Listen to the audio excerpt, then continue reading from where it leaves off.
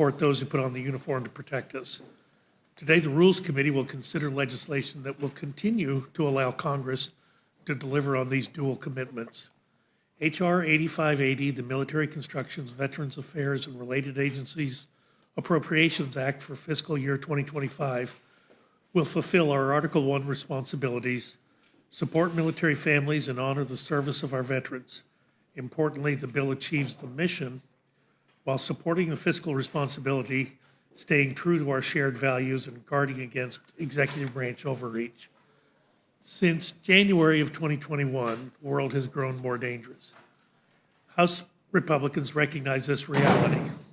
That's why the Department of Defense's military construction and family housing funding within the bill comes in at over $400 million more than President Biden's initial budget request. We could not maintain any semblance of national security without the sacrifices of our service members and their families. The bill before us today represents an important step forward for their quality of life. H.R. 8580 sets aside over $1 billion for 11 barracks projects, including $75 million above fiscal year 2025 budget requests for the design of future barracks to address deficiencies that were identified by the GAO. It also provides $2 billion for military family housing, including $75 million above the enacted level for child development centers. Additionally, H.R. 8580 provides over $1 billion for investments in the Indo-Pacific region, including $700 million for investments in Guam to defend the United States and our partners and allies in the region.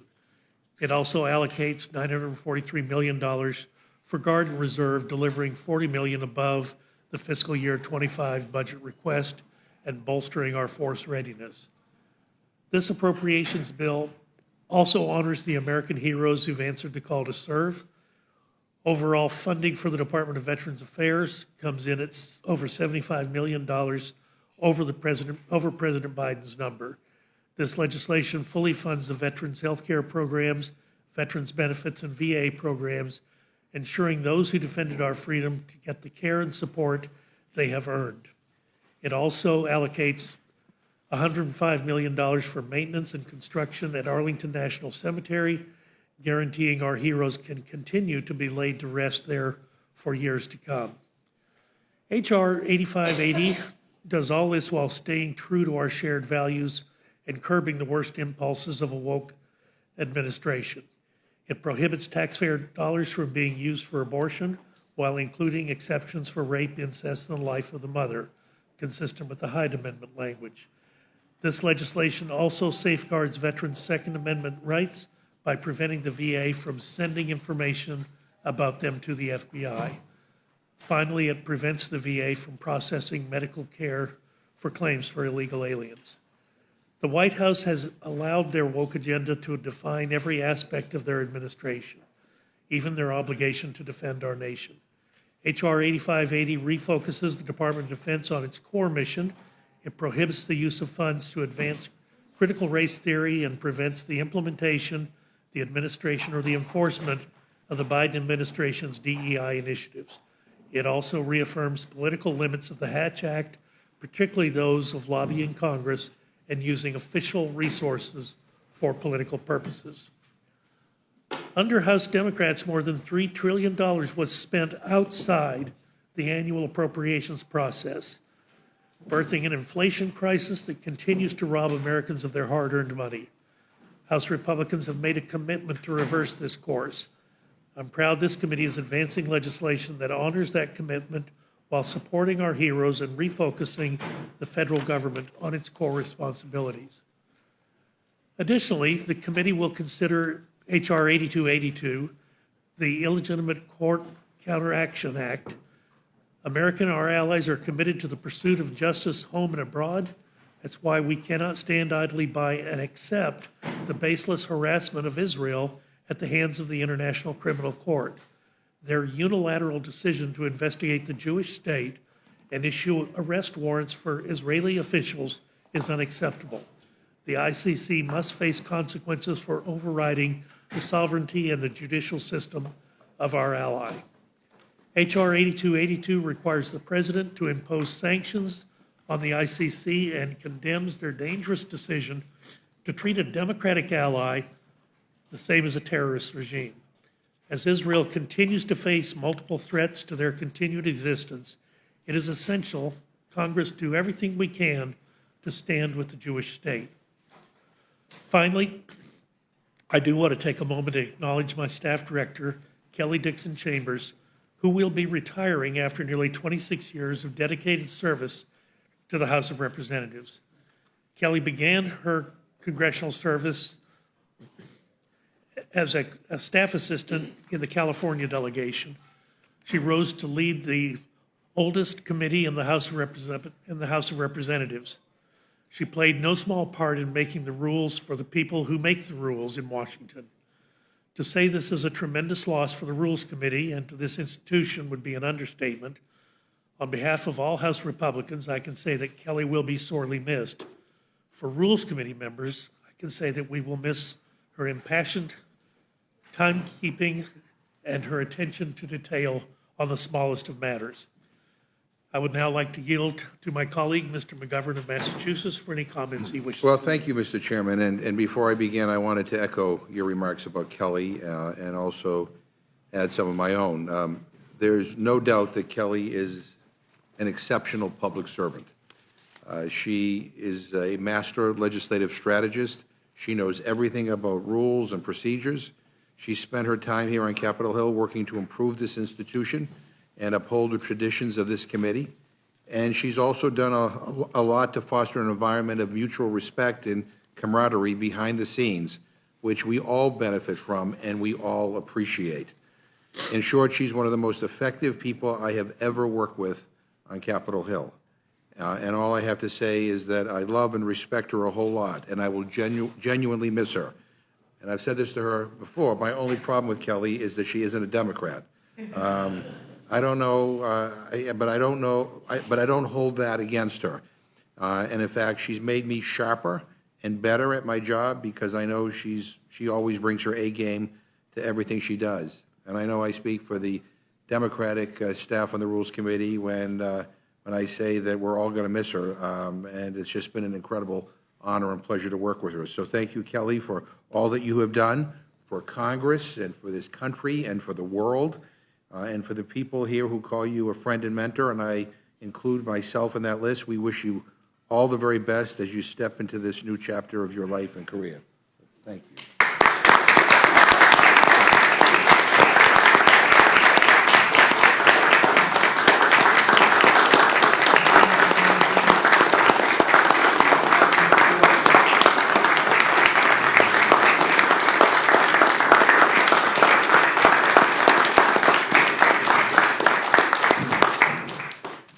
And now, to get to business, we have two bills that we will consider today. First is House Republicans' fiscal year 2025 proposal for military construction appropriations. MilCon should be one of the least controversial funding bills Congress passes each year. And let me set the record straight. This is not a typical MilCon bill. Once again, House Republicans are loading it up like a MAGA Christmas tree, full of shiny culture war nonsense, the same attacks on abortion access, attacks on the LGBTQ plus community, attacks on diversity and inclusion efforts, just more narrow-minded, hateful MAGA riders that inject partisan politics into what should be a bipartisan bill. And Mr. Chairman, you referred to all of this as combating Democratic wokeness.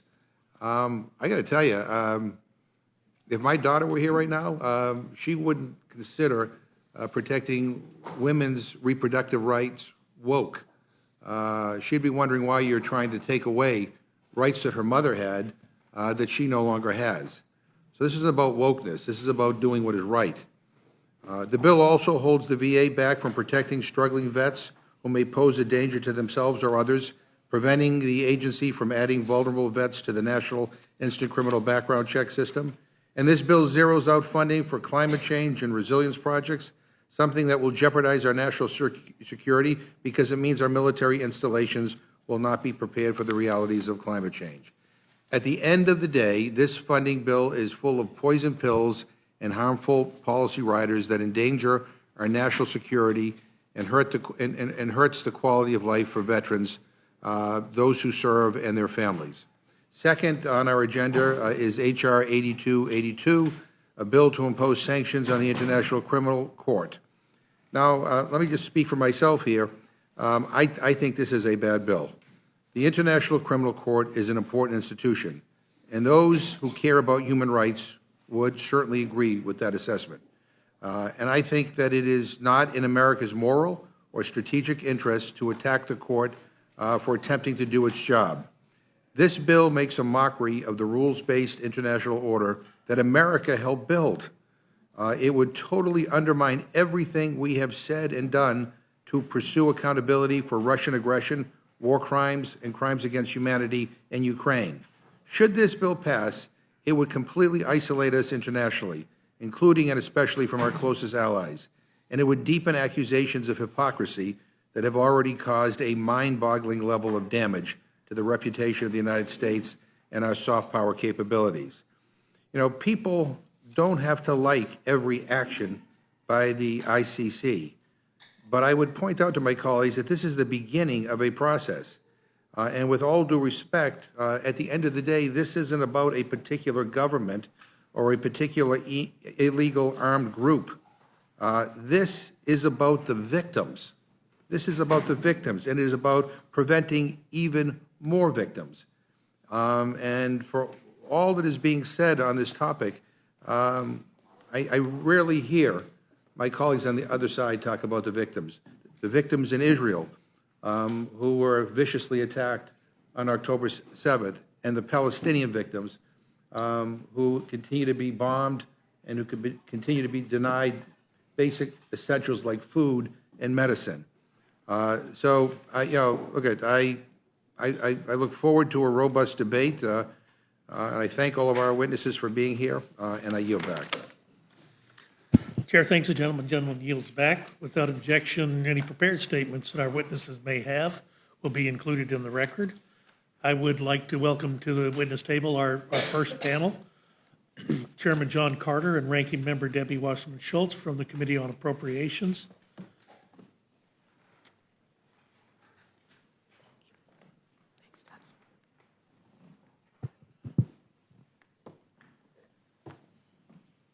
And Chairman Carter, we welcome your testimony.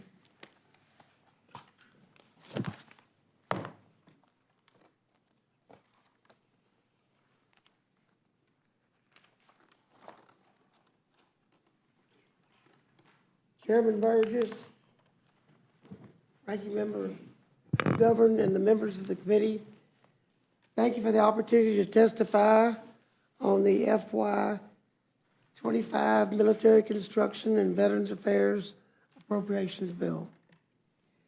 This special bill supports our troops, their families, and the nation's veterans. The bill makes good on Republican commitments to bring bills to the floor that comply with the Fiscal Responsibility Act while honoring our commitment to our nation's veterans and our troops. To honor that commitment, the bill provides full funding for health care and benefits for veterans. They have earned these benefits, and we are making good on our promise to them.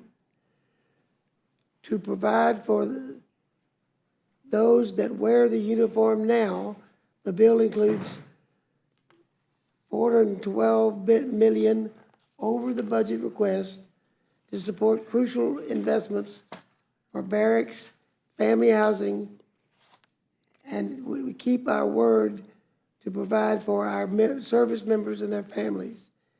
In addition, we provide robust funding to build upon last year's work to enable the Department of Defense to meet the challenges in the Indo-Pacific.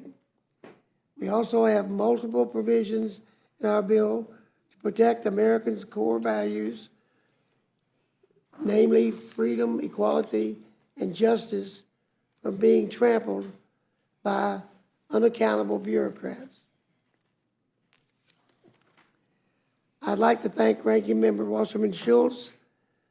Though we have our policy differences, I'm glad we are at this step in our process and hope we can continue to work together to support our troops and veterans. This bill cares for our veterans, supports our troops and their families, and stands up for American values. Thank you for holding this hearing, and I'm ready to answer your questions. I yield back. Chair, thanks the gentleman. Gentleman yields back. Ranking Member Wasserman Schultz, you're recognized. Thank you, Mr. Chairman.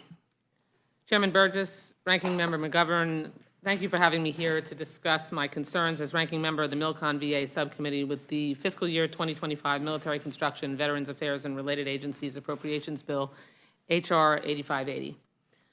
Traditionally, the MilCon VA bill is one of the few appropriations bills that has bipartisan support because the bill is generally written with an eye towards our shared goal of supporting our service members, veterans, and their families, no matter who is in the majority. And I have appreciated for many years working with my colleague and friend, Judge Carter. I completely agree with him. We do have policy differences from time to time, but generally we take the same approach to, and each of our bills, when we've chaired this committee, looks similarly. Unfortunately, we have some addendums this year that have blown that apart. Unfortunately, though, again this year, we're seeing that traditional bipartisanship crumble because, sadly, the Republican majority veered drastically from what is normally that shared goal. Last year, we started the appropriations process with threats of 22% cuts across all departments and agencies. We came to a bipartisan agreement in the middle of the appropriations process with the Fiscal Responsibility Act. While not perfect by any means, it was necessary to get our jobs done and provide for the American people. Even then, chaos ensued with bills funded at levels lower than the agreement and riddled with partisan riders. It wasn't until March, 6 months into the fiscal year, that we finally met the Fiscal Responsibility Act agreement funding levels, dropped the poison pill riders in the bills, and passed real bills for the American people. This year, we know exactly where we need to be to pass bills. They need to be bipartisan, and they need to be 1% higher than the FY24 bills, consistent with the FRA agreement.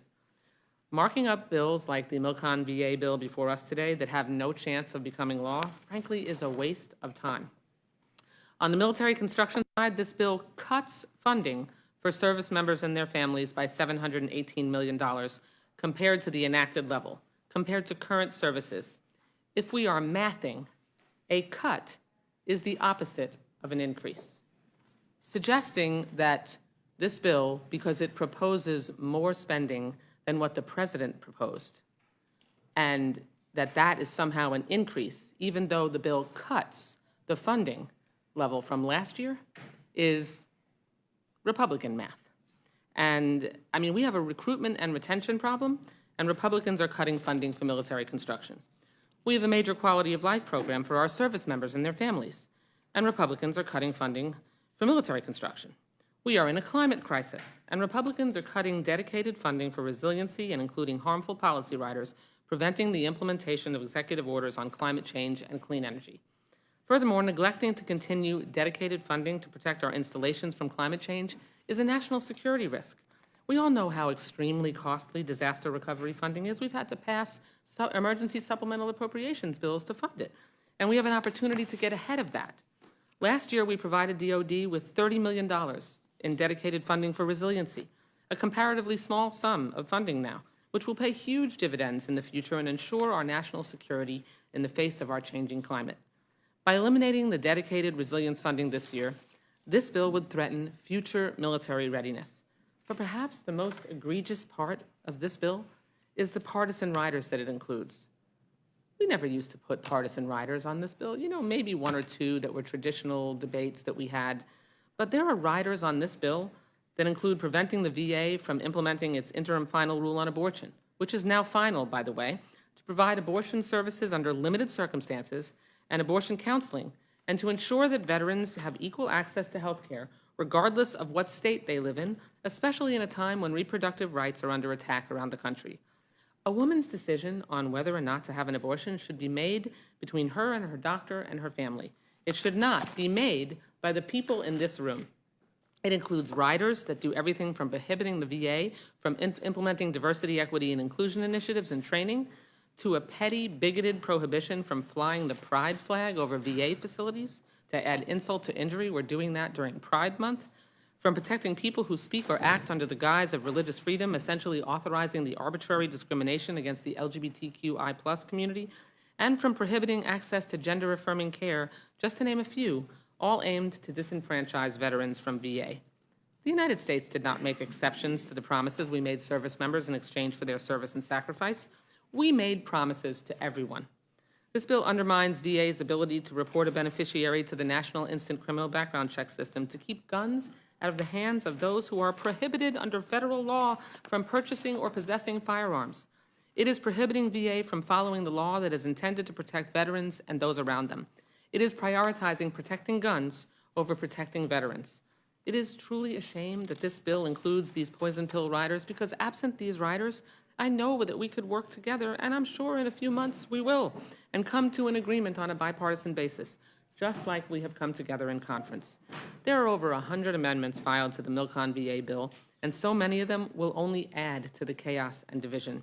They create division between us when we all should have a shared goal of providing health care and benefits to veterans. We need to reject these partisan riders and work together to do what's best for veterans, service members, and their families. Thank you, and I yield back the balance of my time. Gentlelady yields back, Chair. Thanks, Gentlelady. Thank you both for being here for your testimony. I'm going to save my questions till the end and recognize the Gentlelady from Minnesota. Thank you, Mr. Chair, and I thank you both for being here today. Just wanted to maybe ask Mr. Carter a little bit about, what do you think are the areas where you could come together that you have common agreement on in the bill? Well, we come together on almost everything we work on. The issues are, quite honestly, the riders that we've put in the bill. These are things that our members feel very strongly about, and therefore, and we feel like that it's bad policy that created this environment, and therefore we are trying to correct, in many instances, bad policy. And that's the way, from our opinion. And this is all about our opinion in our districts. Yep. And so some of those things you can compromise, and some things you can't. And maybe you could just give me a little bit of history, because I wasn't here while President Trump was in office, but were there riders put on bills then that maybe the Democrats, that we opposed, that the Democrats wanted, that they put on? If you recall? Okay, all right. I'm just wondering if you had the history. I was probably at Homeland about that time. Okay. Homeland chairman, and there was so much garbage on Homeland, it was hard to. I mean, I can just add on the Milcon VA bill, no, we didn't have. None. Not on the Milcon VA. None bill. whatsoever. Okay. I've been in the role of ranking member or chair of this subcommittee since 2014. Okay. So even before President Trump was in office, this has not traditionally been a bill that really had a lot of partisan riders. We always have the issue with Guantanamo Bay, and that's not related. That's no relevancy to this bill, but we do always have that in the bill, one way or the other. And that's really the only partisan rider that I can recall. I mean, it's not even a partisan rider. It's just a traditional argument that we have in this bill. But we don't have sort of extracurricular political additions to this bill typically, except in the last couple of years. Okay.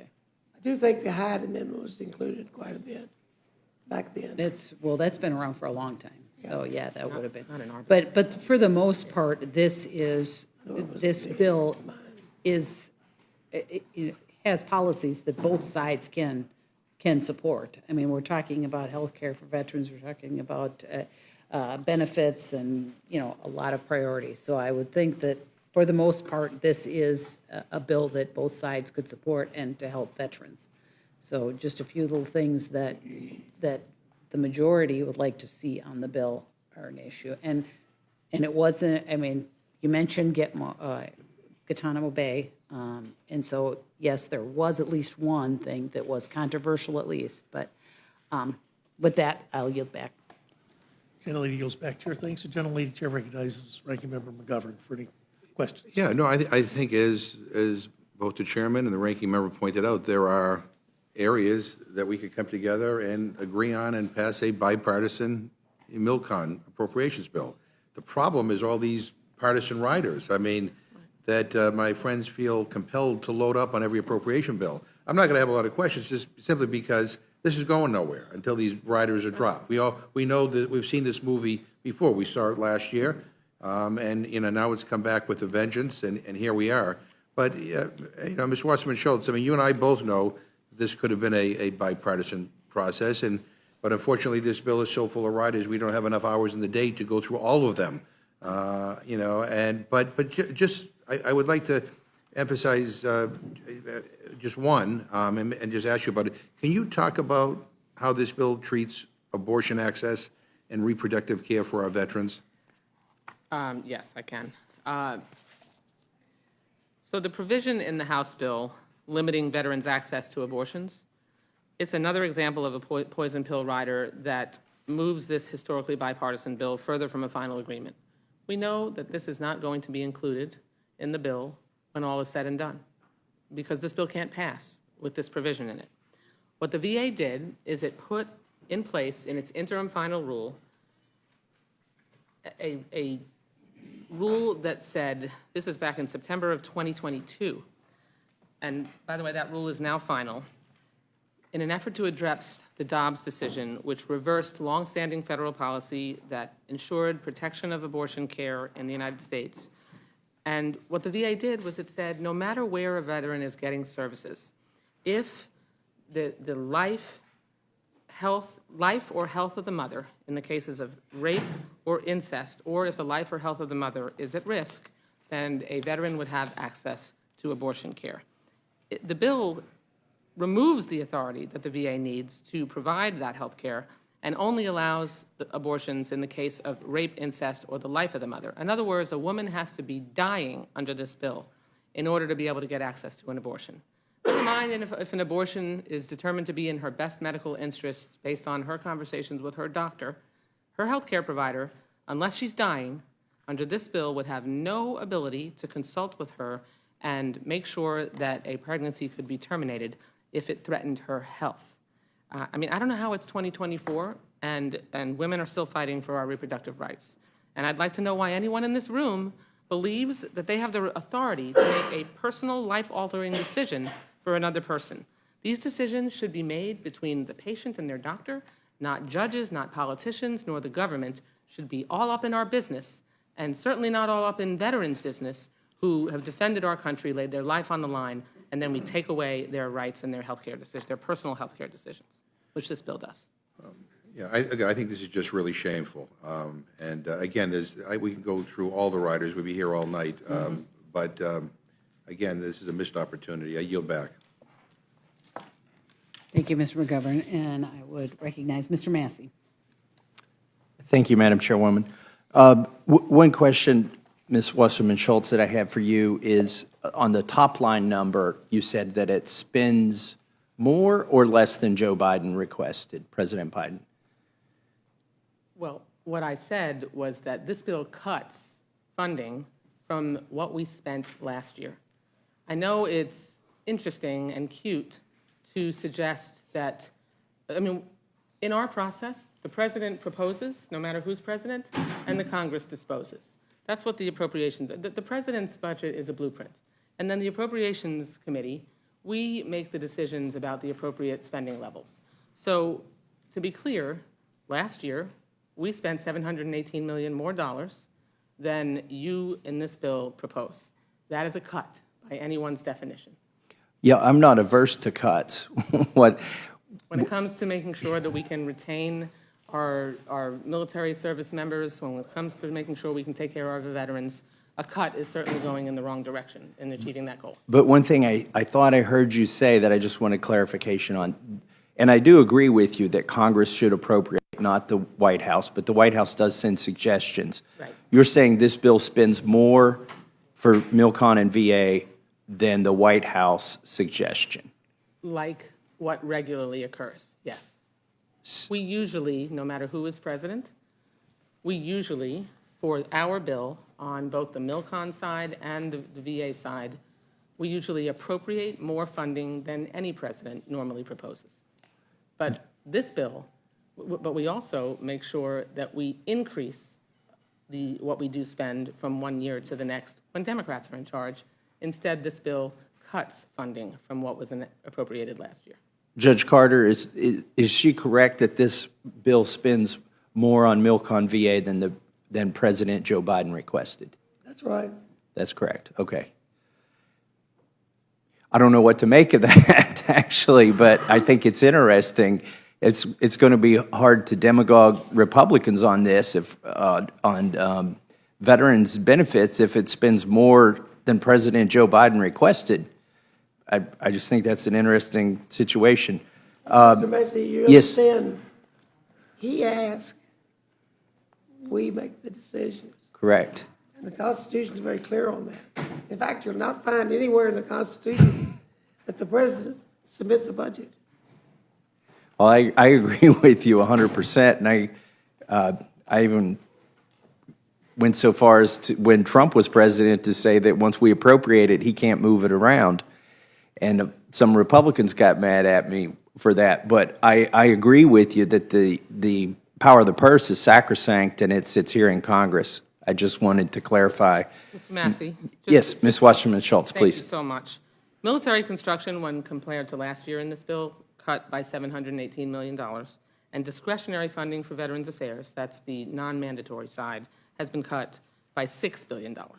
So, I mean, these are real cuts. They will harm military readiness and impact the quality of life of our service members as well as our veterans. I mean, so if you're dealing just in the world of the appropriations process being the responsibility of the Congress, apples to apples, last year we spent more money than under a Republican budget, and the final amount that we agreed to then is being appropriated in this proposed bill. It has nothing to do with what the president proposed because, like I said, you could go back to the Trump budgets, and we also appropriate more than the Trump budgets proposed. That's pretty typical. Okay. Thank you. Just to close out this chapter, it spends more than Joe Biden wanted to spend on veterans. Is that correct, Judge Carter? Yeah, that's right. Okay, thank you. I'll move on. I know there are a lot of riders here. There's one I'm somewhat familiar with, and I heard you, Ms. Wasserman-Schultz, discuss it in your opening testimony, and that's on the NICS background check system. Can you explain to me what your aversion is to that rider, what your concern is? Yeah. When you have a veteran who has been referred to a fiduciary to take over their finances, that means that they are actually prohibited by federal law from buying or possessing a gun. And this bill carves out an exception and prevents the VA from referring a veteran who would otherwise not be able, under federal law, to purchase or possess a gun to continue to do so. And that's dangerous to the veteran. We already have a really serious suicide problem, and almost always when a veteran commits suicide, it is because they have a gun. And this bill endangers the lives of veterans and of their loved ones. So I have actually talked to veterans who've been affected by this rule. It's not a federal law, and so I find it appropriate that we just talked about the power of Congress to appropriate.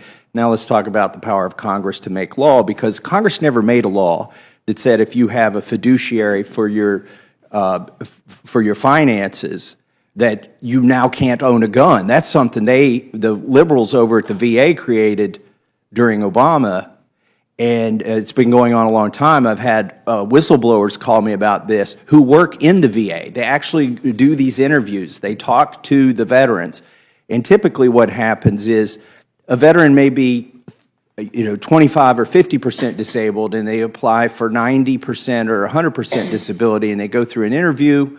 And in that interview, if they make the mistake, when they're asked the question, do you manage your own finances?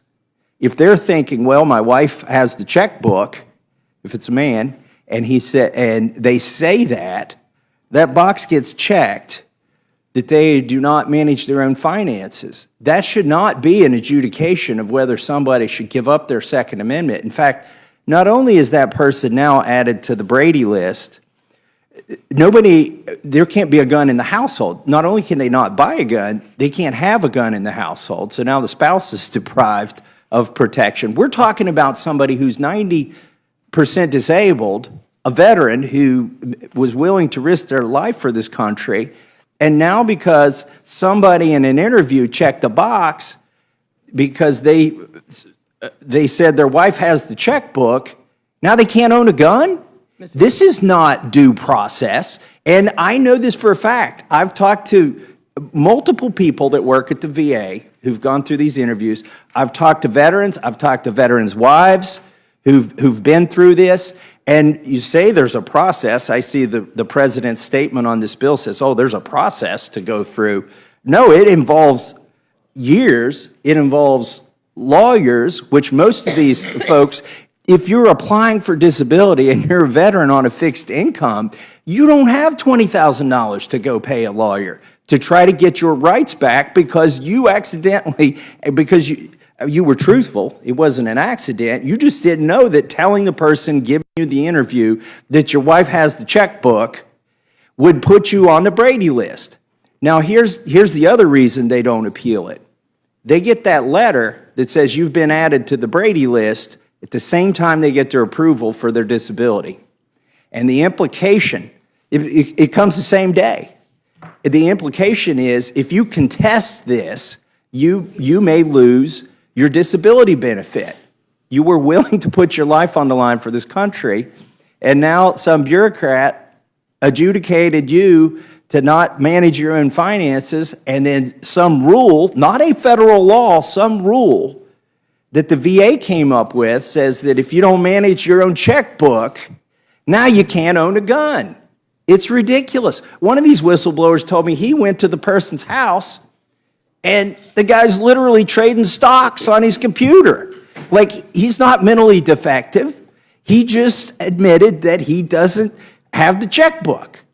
And so this is something that we did, I think we did a CRA on this, but obviously the president was a Democrat at the time, wasn't going to sign it. And also, when Trump became president, the clock had run out on this, so you couldn't do a Congressional Review Act on this.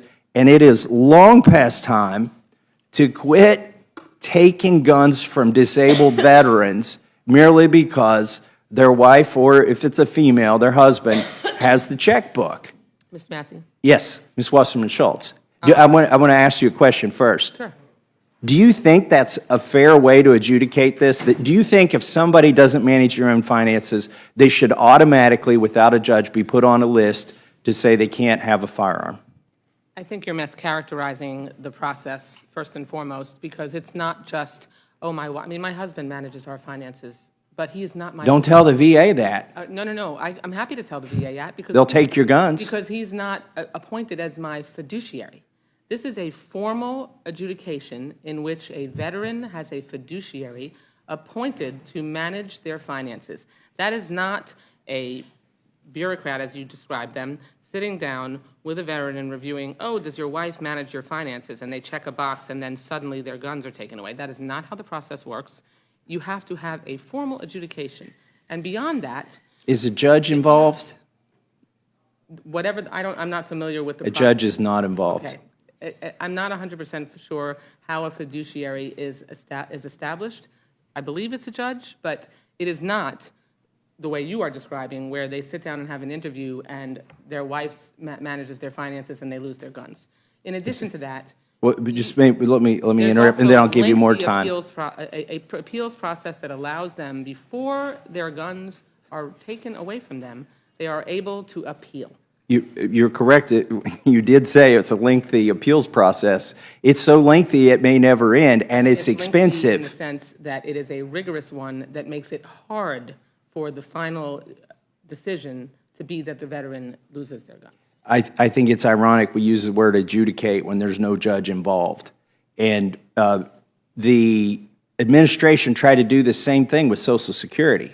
If you had a representative payee If your Social Security check went to somebody else, they tried to promulgate a rule that said everybody on Social Security that has a representative payee is now going to be thrown into the NICS background check system. Mr. Massey, Not only does that mean you can't buy a gun when you go fill out your Form 4473 and they run the check on you, it means you are a felon when you sit at home with the guns you already own, or if your spouse has a gun that you can get access to when they're not home, then you're a felon. They tried to do this the thing they're doing at the VA, this doesn't make them a they tried to do, oh, really? If you're on the prohibited list, the Brady list, That's when, if you have a fiduciary appointed for you, that does not make you a felon.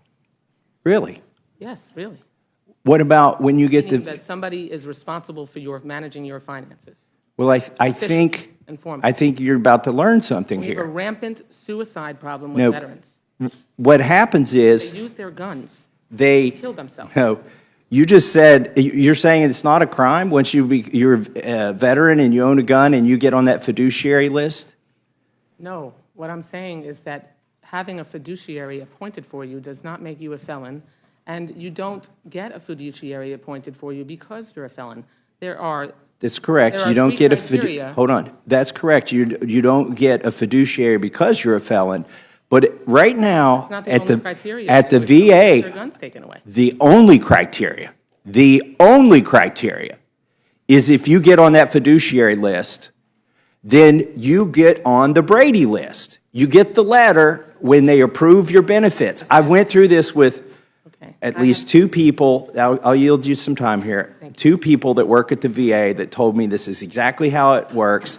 I talked to a distraught wife who's been battling this for a couple years to try and get not just her husband, the veterans' guns rights back, but just her right to have a gun in the house.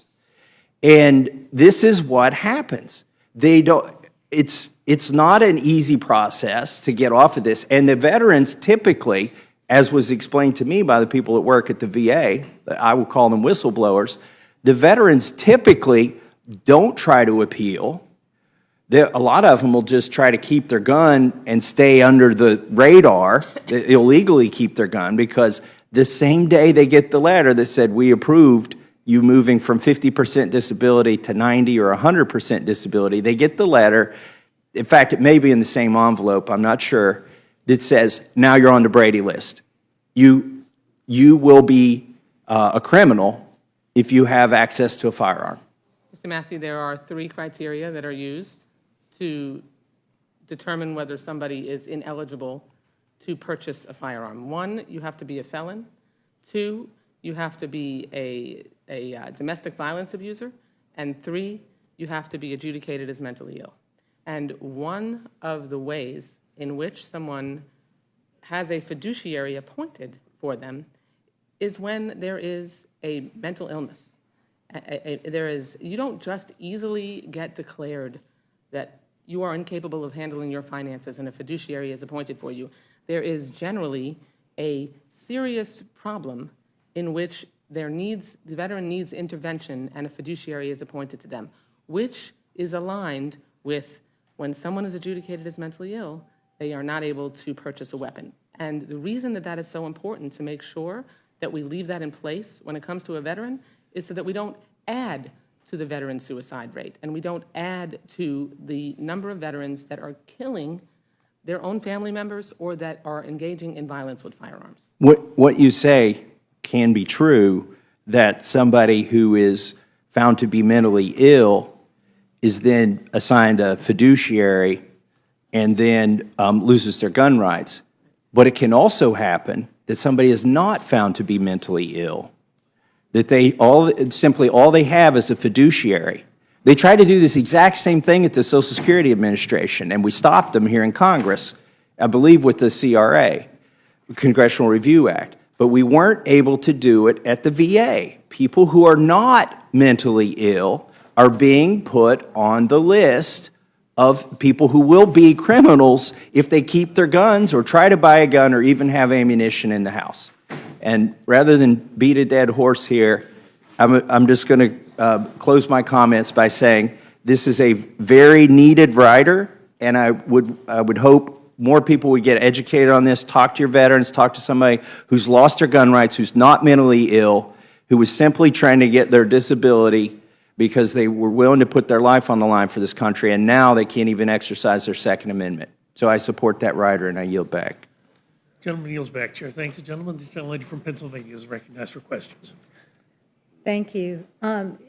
As Rep. Wasserman Schultz noted, of the 12 appropriations bills, the Milcon VA bill has historically been one of the easiest to get through because it hasn't gotten loaded up with these poison pill riders. I mean, there's always a lot of bipartisan support for the bill, fixing dilapidated military housing, making sure there's childcare for our troops. These are all important objectives that we should be supporting, particularly for the people who've provided such important service to the country. But we've seen, unfortunately, again this year, it looks like we're going down this path where our colleagues who are of the more extreme variety are going out of their way to politicize what should not be a politically fraught bill, and thereby jeopardizing funding for veterans and service members. By loading up this bill with these partisan poison pill policy riders, they've made the bill a non-starter, and we all know the riders are going to have to come out eventually for the bill to pass into law. So once again, we're wasting time with legislation that isn't going to go anywhere.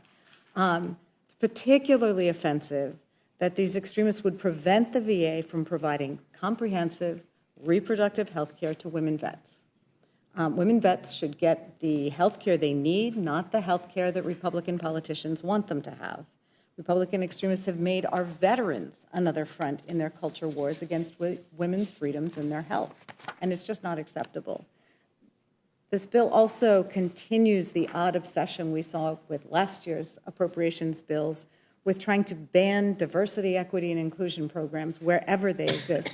And this is despite the long-standing and well-documented history of discrimination in our military against women, against people of color, against the LGBTQ members of our society. And so I don't think it's crazy that we should want the VA to address this historic challenge and to provide inclusive and culturally informed care to the citizens who've served our country. So, the Republican majority doesn't seem to care about this. They just want to be able to yell about banning DEI so they can appease the right-wing extremists who seem to be running their party at this point, and it just is bad policy. I was going to ask you a couple questions about the NICS system and who is getting banned from it when they are declared incompetent under this procedure, but I think we've already beaten that horse to death. So I will yield back. Thank you. Chair thanks the gentlelady. Gentlelady yields back. Chair recognizes the gentleman from South Carolina for questions. Both of you, appreciate you coming. Judge Carter, this is more money than what Biden asked for? Generally, it always is, Okay, now, because we make decisions based upon where the needs are necessary, and they, quite honestly, have the power of the earmarks by their offer of what we should spend. They have no authority to put a budget before us and tell us what to spend. The Congress makes that decision, not the president. And so you'll find that when the president proposes something we disagree with, we may move money around, and that would make the change in the numbers one way or the other. But we're not locked in to the president's budget, and we never will be locked in one way or the other. Now, if the Congress passes a lock-in, we're locked in. right. Ms. Wasserman-Schultz, you mentioned bipartisanship. Now, we just have a basic disagreement. I know you refer to abortion as health benefits. Killing a child is not health benefit. We just have a basic disagreement on that. The NICS program, we got an Air Force base, got a base in my district in South Carolina. What Thomas is talking about, that's literally happening.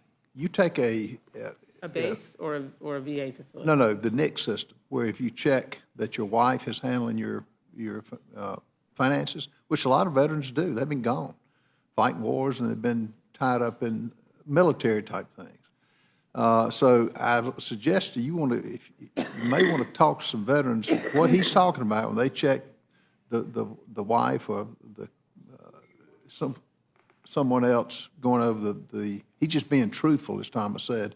Secondly, now, is it bipartisanship, like on the DEI? Do you have the number that we're cutting out with these riders? A number that you're cutting on, By eliminating diversity, equity, and inclusion, what number does that mean? I believe, if my recollection is correct, out of the pot of funding that you're cutting $10 million. Is that right? I think it's $10 million for DEI programs. And by the way, the CRT rider, there is nothing to do with CRT at the VA.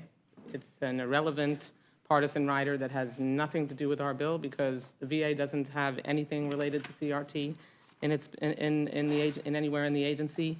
And I mean, if you cut this $10 million, Mr. Norman, what you're doing, it's not just that you are cutting programs that help make sure that we have culturally appropriate programs that ensure that we can have a seamless way of interacting with all kinds of veterans that cross the threshold. It's also important to deal with the diversity of the employees that we have at the VA. So, I mean, my whole point is that this rider is not going to stay in this bill. It isn't necessary. It's just a partisan culture war rider that undermines our typical ability. That's why we're first. We're always first up in Milcon VA because we have so much agreement and we're all rowing in the same direction to try to take care of our service members and our veterans. And adding poison pills like this prevents us from doing that. If this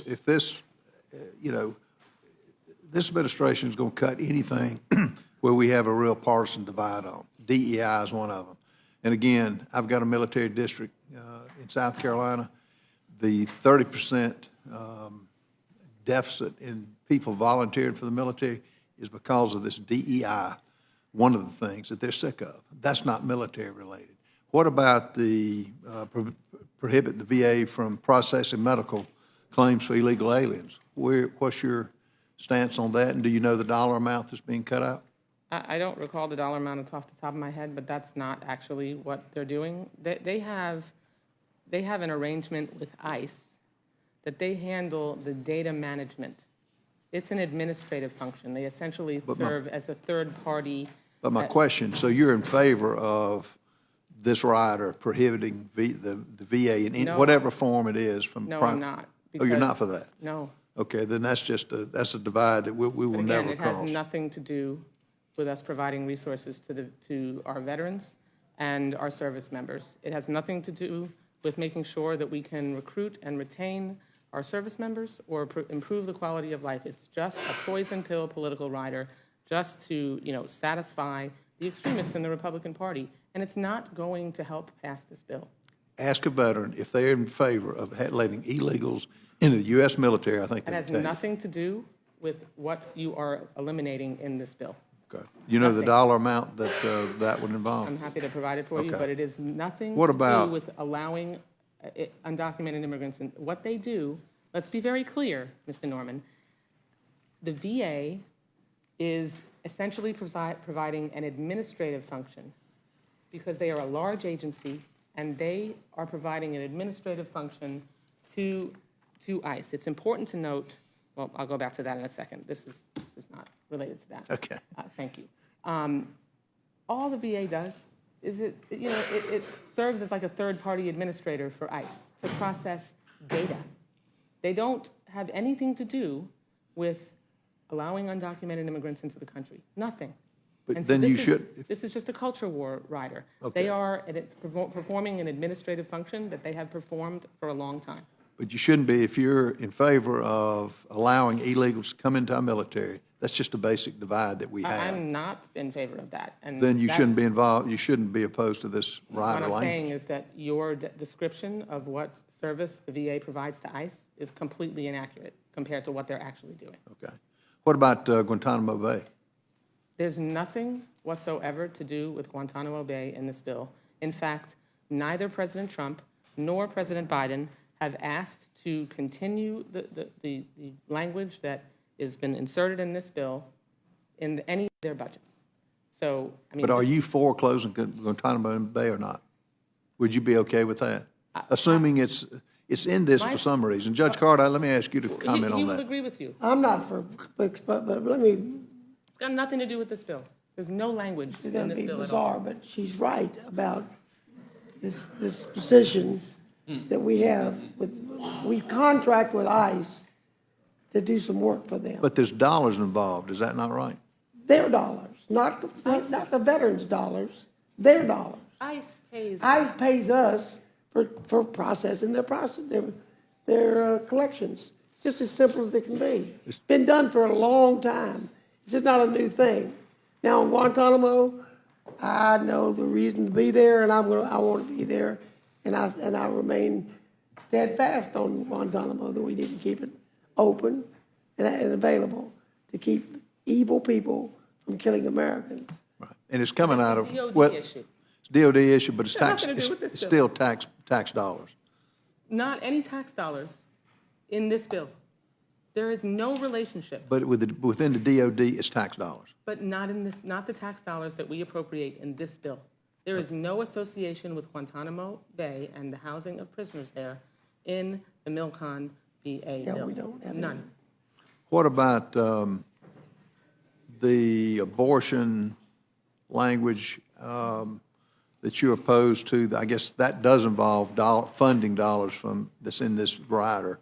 I've never heard a physician take the position that if the life of a mother was in danger, they would not do what they needed to do to save the life of the mother. But this bill prohibits the implementation of the final rule adopted by VA to ensure, you have to be dying under this provision.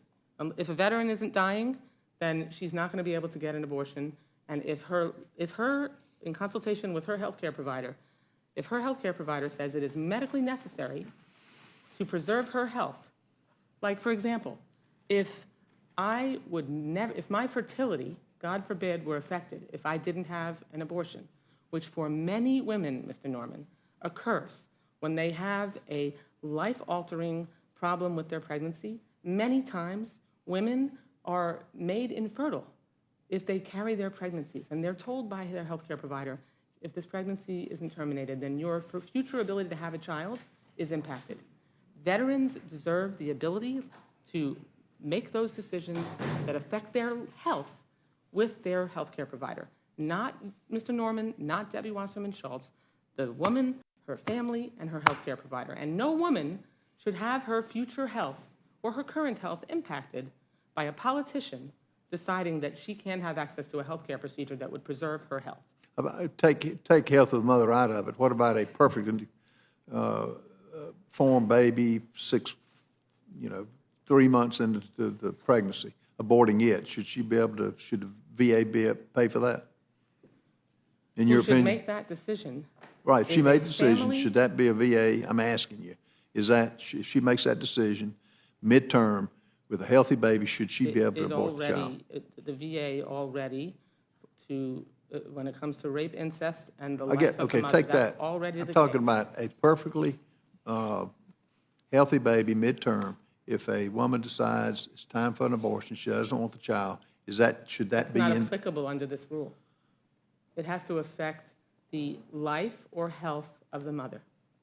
This rule, the final rule adopted by the VA, you cannot have a perfectly healthy mother who's a veteran and carrying a perfectly healthy pregnancy, and that abortion be provided. That's at the stopped VA. anyway. That cannot happen. Okay. Judge Carter, do you agree with that? That's right. All right, what about the climate change, I guess, funding dollars that comes out of this? Resiliency What kind of dollars are we talking about there? is $30 million. 30 million. Right. So climate change ought to be, I'll give you an example. When Hurricane Michael hit the Panhandle in Florida. Hit what? Hurricane Michael Okay. hit the Panhandle in Florida. There used to be a policy that the only way that you could rebuild our infrastructure after it was taken out by a natural disaster is we used to only be able to rebuild it to the existing standard. You could only bring it back up to existing standards. We eventually realized, after, especially with how devastating Michael was on the Panhandle, and the Tyndall Air Force Base and other military bases that it hit, that it was stupid fiscally for us to leave that in place, and that we wanted to make sure that we could build in resiliency to our infrastructure so that we weren't, doing the same thing over and over again, rebuilding infrastructure to the way it was before and not have it withstand the forces of nature. So taking out the funding that provides our ability to build in that resiliency, no matter why you think climate change is happening, man-made, natural, artificial, whatever, doing the same thing over and over again and expecting a different result is the definition of insanity. And so providing the funding, the critical funding for resiliency, is a national security issue. Well, it depends on what your definition of resiliency is. You're talking about Strengthening and hardening. You're talking about repairing damage done by a hurricane. Yes, building in resiliency to our... Where there's a big difference. We deal with military infrastructure. That's what we do. Yeah, but that's the 30 million I assume you're talking about is the dollars that go into Never Never Land. We don't know what it is, other than No. you're going to stop man's actions are going to stop hurricanes, they're going to stop storms. Is that true, Mr. Carter? We can build, we have to build resiliency in places where, turns out, we got flooded. I mean, How do you define resilience? a bigger building, a hurricane-proof building, instead of building a World War II building. I don't call that, I don't really consider that to be what she's talking about. But I do say that you learn, even in your own house, you learn if you build in a floodplain and you flood, you either move or you build a flood-proof house up on stilts. Well, that's just common sense. Well, you solve That that has by nothing not, to do with- you solve that by not building in a floodplain. Yeah, Now, but you can that shrink was built in them. the floodplain a long time ago. Generations ago. And and you warn against it, and you get insurance against it and all that stuff. But the real world of that particular military post, is it has to be changed, or it ultimately will be ineffective if another hurricane hits. I get that, and I get the beefing the building That up has to nothing to sustain do, it. really. I don't view that as the issue you have in dispute on climate change. Well, I was just saying, the areas that we've got just a whole difference of opinion on is the money going to climate change to prevent hurricanes, to prevent not building structures that will withhold it. The other thing is on illegals, aliens, where the process, and if it's not applicable to this, but just the process of doing that, somebody's paying for that, is, and along with all the other things, is why we've got a division, we've got a military that's 30% below what, if you talk to veterans, they will tell you this stuff that you disagree with is why they're not joining the military. What Thomas talked about, the NICS program, that's happening. Talk to veterans. Maybe you have, but they're different in South Carolina than they are here. They're tired of the wokeness. They're tired of dollars that are not being spent for actual military preparedness, and they're sick of it. If we're spending more money here and cutting the things that I guess you're saying, Debbie, are not relevant, don't have dollars attached to them. Not even anything But if to it's- peg it to. Pardon me? Not even anything to peg it to. Well, I saw Keith shaking his head. He's in military. Well, he might be shaking his head, but he would be shaking it incorrectly because there's nothing whatsoever in this bill that has anything to do with Guantanamo Bay. I think he would have some comments on that, coming from actual experience on it. Mr. Chairman, I yield back. Gentleman yields back. Chair thanks the gentleman. The chair recognizes the gentlelady from New Mexico, Ms. Ledger Fernandez. Thank you very much, and thank you for being here on what would normally be a bipartisan support for military construction and our veterans, especially after, what we've done the last week home, right? We spent a lot of time with our veterans. I spent time at our community, our C-Box with our veterans. I spent time at memorial services on the day of, the week of, the weekend of. And so we did a lot of talking with our veterans. And I think we keep hearing certain things, is that veterans need more services, that they want to be treated with the dignity and respect that they have earned, because it's not enough when we fly a flag and say thank you for your service, but then don't provide them with the services they deserve. Don't you agree? I do, and we yes, do. Which is I do, and we do. Yeah, we do. And I really, was able to stand there and talk to them about how Democrats, when we were in charge, we increased the VA funding by probably a total of 19 and then 23, so close to 40%. Like we really put, like we both honored that flag and then we added the funding, right, to make it mean something. And so that's the situation we're in, right, where we've had this support coming from Democrat leadership for veterans in the last Congress. And here we are with a bill that, as we've heard, has riders. And one of the things that strikes me is that it shouldn't matter what state you live in, or it shouldn't matter what zip code you live in, that a veteran, wherever they live, deserves the right to have health care. Wouldn't you agree that wherever you live, you deserve the right to have the same kind of health care as a veteran anywhere else in the country? I agree. Right. Ranking member. But I don't think you have the right. You're addressing her or me? No, that's fine. You agree. I think that that's a really important thing. But I agree that you don't have, you have the right to go get an abortion. Right. You just don't have the right to government to pay for it.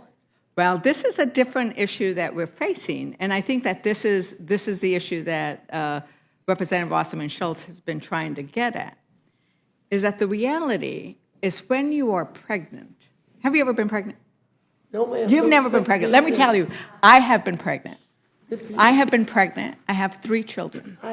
And I almost died. I almost died when I was pregnant. And I had to make a decision when I was pregnant as to whether I would continue with a pregnancy or whether I would take some medical care that could have killed me, but would have protected my baby. I made that decision in consultation with my own God.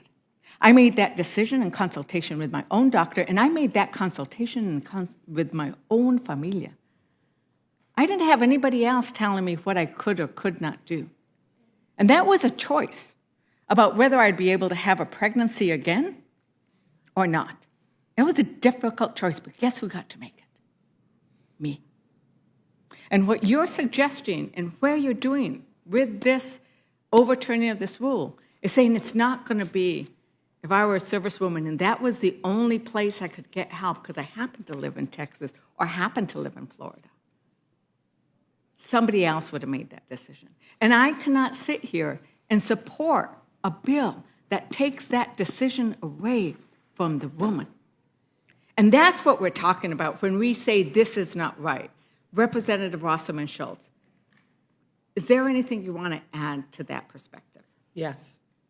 2 important things, because I want to make sure that we put the finest point possible on this. One is that the final rule implemented by the VA only allows an abortion to be provided for rape and incest and the life or health of the mother. If I decide, if I live in a state where abortion, does not have the extreme restrictions, as Republicans argued that this is a decision that should be made in the states. Well, one, we want to make sure, and this rule is designed to ensure that no matter what state you live in, if you are a veteran and you get your health care from the VA, that it shouldn't matter if you are raped or a victim of incest or have your life in danger or your health in danger. It shouldn't matter what state you live in and what the abortion policy is in that state. When you get your care from the VA, you should be able to have, in consultation with your medical provider at the VA, have a pregnancy terminated based on whether you were raped, a victim of incest, or you want to protect your life or your health. That's what the interim and final rule does.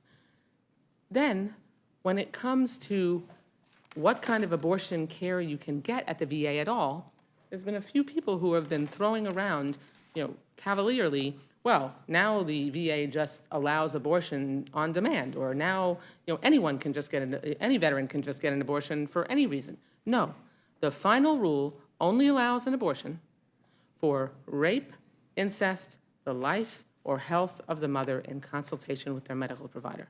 So using the politics of abortion and intentionally describing it as much more expansive is wrong, and also misplacing the place, as you said, as the gentlewoman from New Mexico said, that misplacing where the appropriate place for these decisions to be made, and that is with a woman, her family, her faith, and her medical provider. Right, and I think that's really important to talk about the health of a woman, because pregnancy involves the health of a woman. Right. And there's all kinds of issues related to that health that we're not going to be able to decide in this room, but that need to be decided in the doctor's room, in the doctor's office, or in the hospital. I stood there with 5 different medical providers watching me to make sure I wouldn't die when I chose the procedure, which could have taken my life, but also could have allowed me to have the beautiful baby that I now have, right? And so this is not something that's theoretical for women across the country. This is something that is very real. And I want to make sure that our women who are willing to give their life for our country, that we are willing to give them the dignity that they deserve. And, I have some other issues around common sense. Thank you very much for raising the issue that resiliency is an issue of common sense, that we need to protect our installations, right? I went to the Blue Continent last summer, and those so many of those installations are a feet above or a feet below sea level, right? Florida. To not, because you're afraid about climate denialism or you want to protect certain industries, that you're unwilling to protect our installations and do more, it doesn't meet the common sense target. And those are the issues that I think are problematic, among many others in here. Ms. Fernandez, Yes. when you were addressing me and asked me if I was pregnant, well, my wife has been pregnant 5 times. And on her 4th pregnancy, she had trouble. And we made a decision that we would go forward and would not terminate the pregnancy. That baby died at 9 months with a birth defect. So I want you to know that a husband has as much feeling and right for what's in your body as a woman does. And the problem with not making it the physical health of the mother, but just the health, means I don't want to live that way, therefore I will have a bad life, I want an abortion. It's a loophole. It's a loophole that opened the way issue to universal abortion. And we're trying not to do that again. We have had to hide for generations. I just put together the original Hyde language in my bill. Health, physical health of the mother. And that blew this whole thing up, because they know that doesn't work. Because then you can't make a choice just for the heck of it. And that's why, or just for... So, Chairman, I really offer my condolences for your loss. Yeah. Because my baby died at 9 months. And just the blood test from them poking him in the fingers over that 9 months period of time was $150,000 just for the blood test. And the total amount of cost for that baby was close to the millions of dollars. And I took care of my baby until he died, because I am the responsible breadwinner of my family. And so don't get on me about did I ever get pregnant. A man's not supposed to get pregnant. And anything that any man that gets pregnant is crazy as a Washington piss out. So Chairman, I am so sorry for that loss.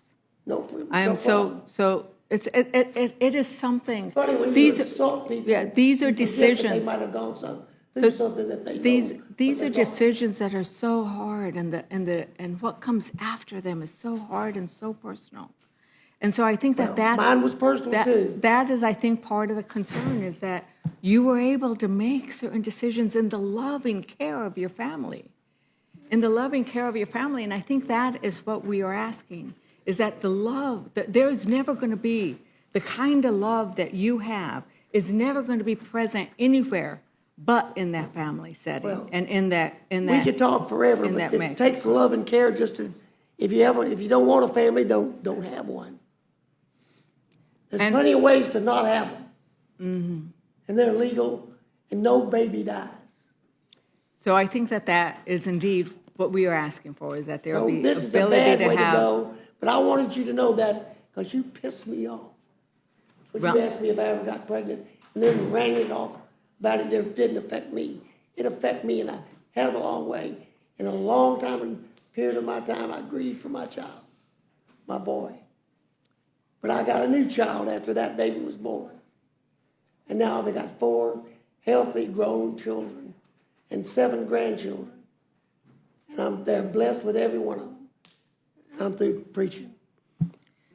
Well, thank you for sharing that, because I think it is important to re-emphasize how these are such difficult decisions, and there's so much love that happens around them and so much pain that happens around them, which is why it is important that they be allowed to be made by those who are most impacted. And with that, Mr. Chair, I yield back. Gentlelady yields back, Chair. Thanks, the gentlelady. Gentleman from Texas is recognized for questions.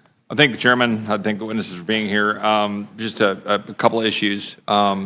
We talked a little bit about the overall spending level earlier. I think the gentleman from Kentucky was asking the question, and I think he was asked and answered that the dollar amount that we're talking about here is greater than the president's budget. It's been discussed. That's maybe not unusual. The president sends it up, and there's appropriations that are different. But nevertheless, it is a fact that the president's budget was less for this than was what we appropriated. Just to confirm, that is correct, right? That's right. So it is also correct that the total spending level, for a variety of reasons I'll get into in a minute, is greater than 24, right? The FY25 total spend is greater than FY24 when you account for mandatory spending and advanced appropriations, correct? Right. Except that we don't count it that way. We don't Well, count it that way. We're well- responsible for discretionary spending. Right, Discretionary but spending. this We have is nothing to this do is why I'm with the asking though, mandatory side. because here's the issue: That's more mandatory Republican spending to the tune of roughly $600 billion was adopted by Congress for the burn pits, 2 years ago?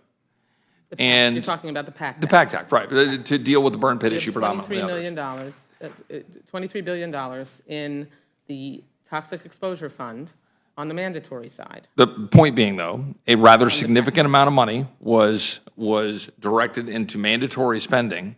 So when you look at the total impact of what we're dealing for overall veteran spending, when you factor in what we've been doing on mandatory, then with advanced appropriations, the total amount of spending for veterans is going up.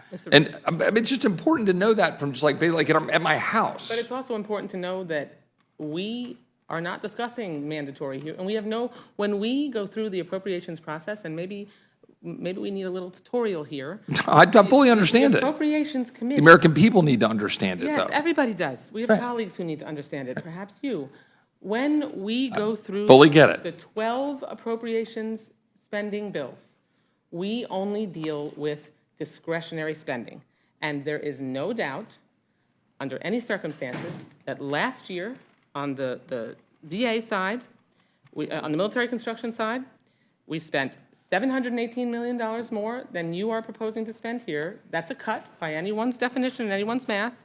And last year, on the VA side, on the discretionary side, you are cutting what you're proposing by $6 billion. So, but reclaiming my time, the overall spending for veterans, when you factor in a massive amount of mandatory spending that this Congress or the previous Congress put in place, that combined with what we're doing on the discretionary side if anybody was charting this out, like you would at your house on how you're spending at some account, the overall spend for veterans is going up. That's And that's no, in but just, the I mean, just purview of mathematically, how- it's true though, correct, Mr. Carter? Is that a true That's statement? true. Mr. Right. Roy, it's convenient math for you? It's because not it makes it convenient so math. that you can say No, there's no. an increase, but there's No, not. It's convenient There's no math for the increase. average American who wants to look at why we're $35 trillion in debt. Because Congress punts to mandatory spending and then acts like they can just ignore it while they then look at discretionary spending.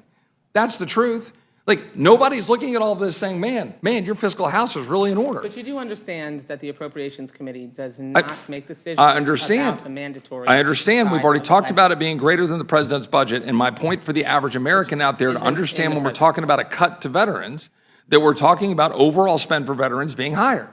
That's it. That's what I just want the average American to understand, that the overall spend for veterans is higher. But not in the And that's, discretionary side, but which that's, is what it's, this bill is but it's in front of us. critically important to understand that reality, because the American people can't seem to understand why we're $35 trillion There's in Republican debt. math and there's actual math. No. Republican math describes No, a there's proposal, actual math. and the There's actual math there's- in this bill right. is a cut. Gentleman from Texas controls the time. Let's try not to talk over each other because it's harder for our awesome clerk to transcribe. Well, understood that, and reclaiming my time. As a matter of point, as the chairman just pointed out, the total spend for the average American out there listening for veteran spending is going up. The issue here is we have discretionary spending, which is greater than the president's budget, and which we're working on numbers to try to contain overall spending. That the discretionary level at a discretionary number is less than last year's number. As the gentleman from Kentucky said, some of us want to look across the board in all of discretionary spending this way. And the fact is, when we talk about the issues, I think the gentlelady brought up, I think she made a point that critical race theory is not in existence or something along those lines, or being pushed at the VA.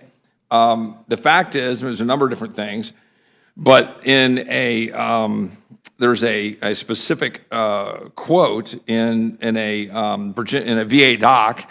And it cites a journal entry titled Critical Race Theory, Racial Microaggressions, and Campus Racial Climate in an entire presentation on what they're trying to put forward. And a lot of this stuff is broadly recognized. There was an entire Wall Street Journal article on this from 2022, the United States government's woke training. This is from December of 2022, so about a year and a half ago. And it talks about the Department of Veterans Affairs as a gingerbread person. NASA's got micro inequities, U.S. Army is not VA. Then it goes down to Veterans Affairs. There's a whole slide on it. The VA is managing gender diversity training as sections on pronouns and embracing gender expansiveness. One slide lists terms including gender fluid and pansexual, instructing list your personal biases in the bias box. A game of privilege bingo includes such items as, goes down a whole list of things. And there's like a whole, I can't do, I can't show exhibits in this committee, but there's a genderbread person slideshow. Anyway, my point is, what I think the average American is trying to look at this and came back to my $35 trillion of debt and wanting the VA and the Defense Department to actually do its job is when we just sort of blithely kind of put aside all these, cultural war, I think the ranking member tried to refer to them as riders. The purpose of, and I would ask the chairman, my friend from Texas, the purpose of these policy provisions that are included in the appropriations is to use the power of the purse that Congress has to tell the executive branch, the president, and those that are administering the agencies to say, hey, these are things that we don't think are the highest and best use of taxpayer dollars or the direct focus of the policies that you should carry out. Does the gentleman agree with that framing? Yes, sir, I agree with that. And in broad terms, we're talking about things like I just described, that program, and there are dozens of examples that I could use, but for sake of time, I won't, but that are like that. I've got like links upon links upon links. And we've got issues here, and we will say, well, we want to prohibit VA services to illegal aliens. Well, we can have a whole debate on that. We don't need to, but I think the average American that I represent says, yeah, I tend to agree with that. Defunding critical race theory. Well, the gentlelady says it's not being used. It's being applied. It's certainly being referenced. There's multiple examples I could bring up. Certainly then in connection with another provision, defunding DEI programs, defunding the COVID vaccine mandates, mask mandates, something out? a whole number of things. I will give you time. Yes, ma'am, just to finish Thank for sake of time. All of these things, and then getting to the overall, climate issue and climate change, it's not just resiliency and making sure that the infrastructure is okay in a floodplain or something along those lines. I mean, we've got, pretty significant mandates sitting there in the VA in terms of green purchasing, electric vehicle purchases, 22,000 of electric vehicle purchases. We have EVs that are piling up on lots because people can't drive where they want to get. A whole lot of people don't think they're the most efficient, effective vehicles. They're mining crap, other, child labor over in Africa and empowering Chinese. All these things that we think might be an important policy consideration when we're talking about the federal dollars that are being put out. So I say all of that to simply say, we put forward a bill that we believe spends more than the president's budget, has an overall spend for veterans that is still going up, and I recognize the gentlelady's point about discretionary versus mandatory. I'm just trying to make a point for the average American that the total spend line is going up.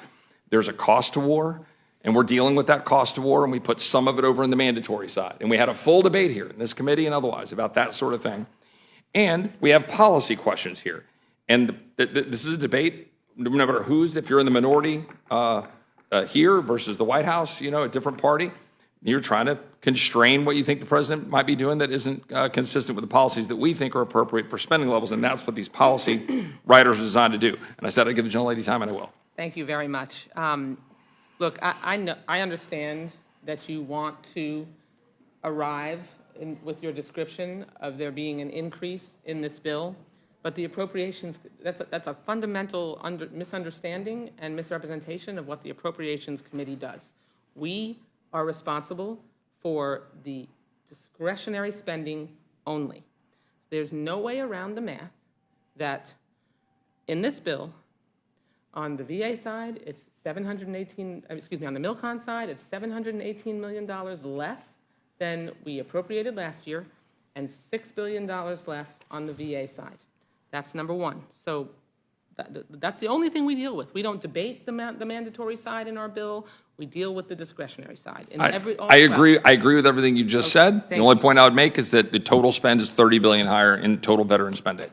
Just want every American to know that. Congress deals with, unless we're in an authorizing committee. Right, but how you account for things matters, but I agree. Not our bill. Okay, MilCon, the resiliency, I understand that it can be easy and confusing, and I sometimes do it myself, to conflate the two sides of our bill, but we handle military construction and the VA. We're the only committee in the Congress that deals with the entire life cycle of an individual from the beginning of their active duty all the way through their service as a veteran and then when we bury them. The resiliency cut, the $30 million cut, is not on the VA side. It is $30 million cut from military construction resiliency. We deal with infrastructure. That is what our bill funds. And so when you're talking about a $30 million cut to resiliency, I know you guys don't like the word climate, but what we've described, and the judge and I have both described it, that is less funding available to harden our infrastructure against natural disasters and to make sure that we're not going back later and spending more money and throwing good money after bad. That makes no sense. It's irresponsible, and we should restore that funding, and we probably will in the final analysis. So okay, real quick. Last thing, and then I'll be quiet. On the DEI riders, I just want to make sure that people understand what your DEI poison pill rider does, because it also restricts the VA and our military from making sure that people with disabilities or who are pregnant are not discriminated against. So you're preventing, by eliminating this funding for DEI programs, our ability in both sides of the bill to protect people with disabilities and who are pregnant. Those are included in DEI programs. I hope you don't intend to do that, but that's the reality. Ask the chairman, are diversity, equity, inclusion programs necessary to protect the disabled or those who are pregnant? Or this as a general rule? Not in my opinion. Right. And so, if there's a specific amendment that needs to be done to make sure that's clear, I'm sure we can entertain that. But the bottom line is, for years prior to the existence of diversity, equity, inclusion, or critical race theory, we're able to figure out how to protect individuals. But the bottom line is, we've got multiple issues here that are important for the average American that I certainly represent, and I think the bulk of my colleagues represent. People who believe that we are spending money that we don't have to advance policies that are not in the overall interest and well-being of either the veterans or military construction or overall Defense Department generally. And that's the goal here, is to put stuff out there to say to the president, you got to constrain this, focus where it needs to be focused, and to keep spending where it needs to head as an overall matter. I believe that we've done that, and I certainly compliment the chairman in trying to achieve that objective. And with that, I would yield back to this chairman. Chair thanks the gentleman. Gentleman yields back. The chair is now pleased to recognize the gentleman from Georgia for questions. Thank you, Mr. Chairman. I would just point out a couple of things. One, the national debt's gone up $3.2 trillion in the last 365 days. That is a concern for every American, I would hope. With regard to health care, the thing that baffles me is so many people in Washington equate higher spending on health care to better outcomes for health care. We spend significantly more today on health care, whether it's inside the VA or outside the VA, than we ever have, and our outcomes are not any better than they were 20 years ago. In fact, I would tell you they were probably better 20 years ago, certainly better per dollar. And I think as long as those of us in Congress equate more spending to better outcomes, we're never going to get control over the cost of health care. The other thing I want to mention before I go to the last thing is what Mr. Massey said about VAs and them taking their weapons away. I know a veteran, and he was asked how much his car payment was or something along those lines, and he said, "I don't know, my wife pays the bills." That was what happened, and then they put him on the list. And then he had to go defend himself to get his rights back. Now, the way it might be supposed to work and the way it's actually working on the street with the veterans is very different. And I will tell you, if you do have somebody who actually is fragile, you need them to have a comfort level with talking with the VA about their issues. And they don't have that comfort level because of things like Mr. Massey's described and I've described. I know this guy personally. I hunt with him. And when you take away his right or her right to have a firearm, you've also taken away their right to hunt. Now where I come from, that's a big deal. And people aren't going to give up their granddaddy shotgun. I don't care what the federal law is. They're just not. And so, maybe it is radicals inside the VA that have stretched the bounds of what the law is supposed to be, but the reality on the street is it's happening. The last thing I want to happen is you mentioned veteran suicide. This isn't a trick question, but I know a young man who stepped on a pressure plate, blew both of his legs off. You know what happens if he goes back to work? Even though he's totally and permanently disabled, lost both legs in combat, do you know what happens if he goes back to work? He loses his Social Security benefits. And so in many cases... His SSI. That's right. Mm-hmm. But I'm just telling you, I mean, there are things that this government does. There are stupid rules that we have that need to be fixed.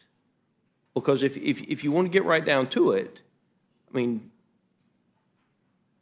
people being forced to stay at home instead of being allowed to go back to work and end up with less money at the end of the month if they go back to work than they have if they don't, that's a problem. And it's especially a problem for the men and women that are at the tip of the spear in our DOD. And Mr. Roy talked about the mandatory versus discretionary spending. I've got legislation that would fix it. The only reason it hasn't passed is because that issue's in the mandatory spending side of the equation. And so as more and more gets pushed to the mandatory spending side of the equation, like happened with the burn pits, it means we lose control, not just me, but you too. It means we lose control and don't have the ability to do things that 99% of Americans would agree with, such as the fact that if somebody is a combat wounded, total and permanent disabled veteran, they should be able to go back to work and keep their Social Security benefits. So I'm glad we're spending less money than we were. I know this bottle of water isn't health care, but I would just tell you, if you bought it at Walmart, you probably pay 60 cents for it. If you buy it in the airport, you probably pay $3 for it. The VA is not an efficient organization. They are not efficient at health care delivery. We absolutely owe our veterans the health care that they've earned. And you know what? They're also taxpayers, and they deserve to have it delivered to them in a manner that's efficient. The idea that if we spend more, they get more, it's the problem with this place. Mr. Scott, do you mind if I just address the last part of what you said? Sure. Because when we passed the PACT Act and we put some of that funding into a toxic exposure fund on the mandatory side, it was so that all of the discretionary funding, if you fund all of the costs necessary to ensure that people exposed to toxic burn pits and other toxic exposures who were serving our country, if you put all of that on the discretionary side, then it would chew up most of the funding that is available for all 12 appropriations bills, because 50%, we only have 50, no, it's not, what's the percentage? Very small percentage of what we spend is the discretionary side. And we have lots of needs that we have to take care of. So you have a mandatory side of the ledger so that we can make sure that we have the ability to balance both. The problem, if I may, is so much has been shifted to the mandatory side of the equation that literally you could virtually eliminate the discretionary side and still have a deficit. And that is where we have a policy disagreement, is that over the years, it has been the Democratic policy to shift more and more to mandatory, which means we don't have discretion as the people's elected officials. And that is a problem from a governance standpoint. It just is. Now, maybe you don't think it is, but I think it is. What I think is that if you don't use the mandatory side responsibly, then you're basically taking away our ability to make decisions about the discretionary. Whoa. If you don't, what control does Congress have over the mandatory side of the equation? We don't have anywhere near the control we have over discretionary. That's right. That's right. The discretionary side, then you pass a law that requires us to appropriate funds on the discretionary side, then all of that gets chewed up by the discretionary side, and we don't have enough money to cover the other very serious needs we have. The more, just factually speaking, the more that gets shifted to the mandatory part of the spending equation, the less control Congress has over it, both from a quality and from a cost standpoint. Would you at least agree with that, that if it's mandatory, that we have very little control over quality and over cost? What I agree with is that we have to have the appropriate balance between mandatory and discretionary so that all of the requirements that we adopt in the law Let me ask you this way. aren't chewed up If by something is discretionary. mandatory spending, what control do we have as Congress over the cost? We have authorizing control. We have authorizing. Once it's mandatory, it's based on a formula. And we have the ability to change the law. We're the Congress of the United States. We have a Ways and Means Committee that can change that. Every single one of our authorizing. Has anything ever shifted from mandatory You're to asking me discretionary? whether we have the ability to control it, and the answer is yes. We have authorizing committees that control the changes to the U.S. law, and that's where we have we're the Congress. We control everything. No. We control all of the No, laws. you just argued that it needed to be put in mandatory. Yes, so that once the decisions are made statutorily. All right. Are you on an authorizing committee? Are you on a? I'm on 2 authorizing committees. Okay, and so 3, actually. in the 3 authorizing committees, you have the ability to change the law and make changes to the statutes that include how we decide mandatory spending, don't you? You have that ability. We have never been able to. But it doesn't mean you don't have the power and authority. You just have to, in our process. All right, listen. You have to get the majority of members of Congress to go with you in what you propose. That's how our process. Well, unfortunately, the fact that something's mandatory spending is what's being used as the excuse to not help veterans be allowed to keep their Social Security benefits if they go back to work.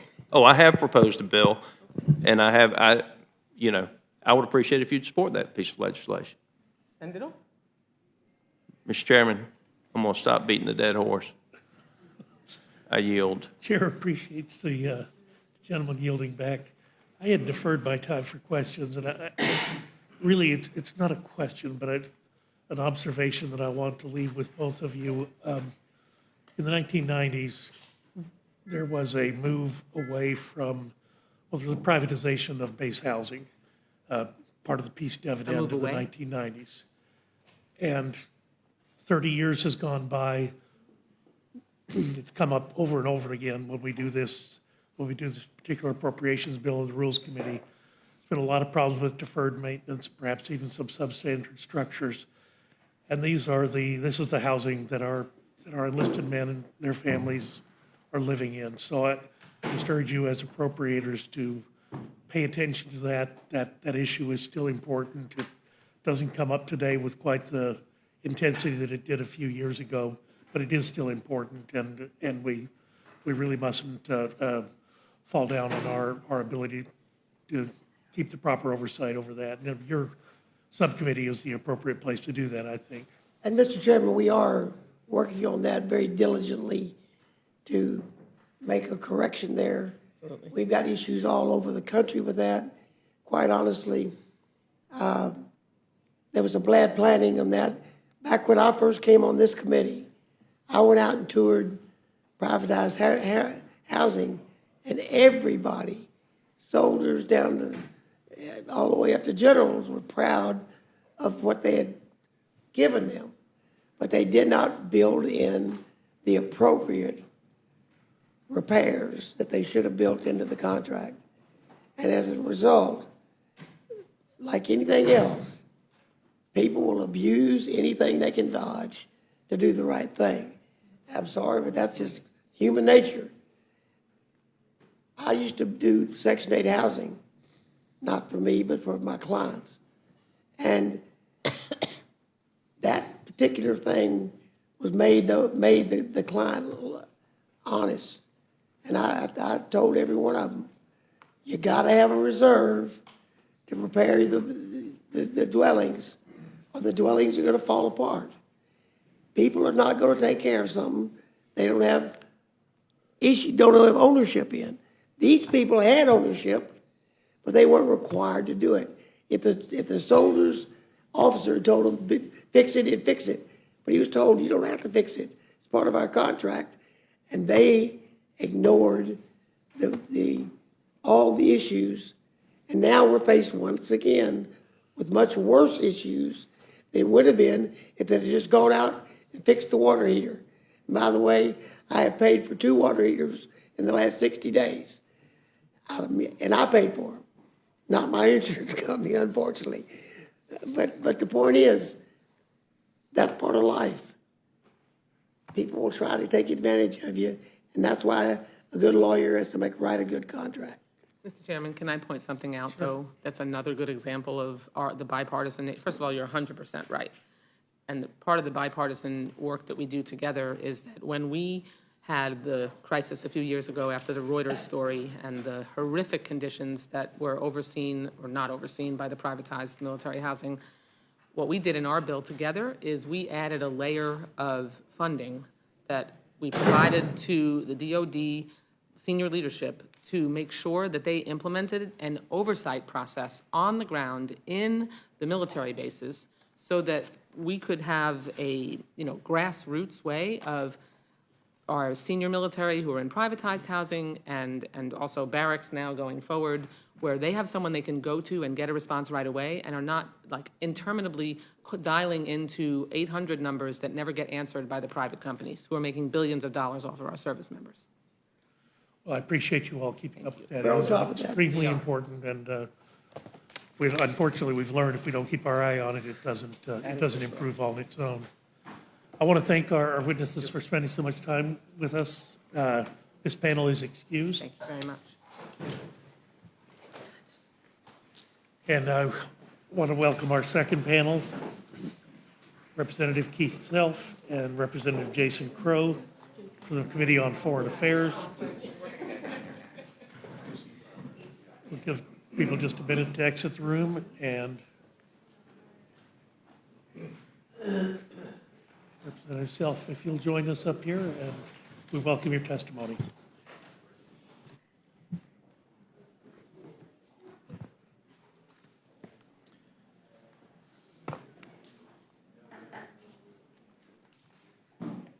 So we are discussing HR 8282.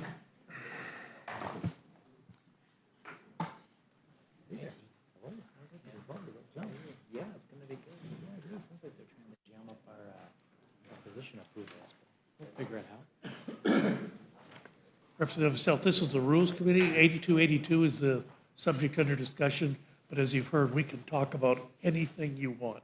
So you are recognized. Thank you, Mr. Chairman. I won't dwell on what we saw on October the 7th, but it was evil, barbaric, 1,200 innocent citizens, over 250 hostages, shocking acts of sexual violence.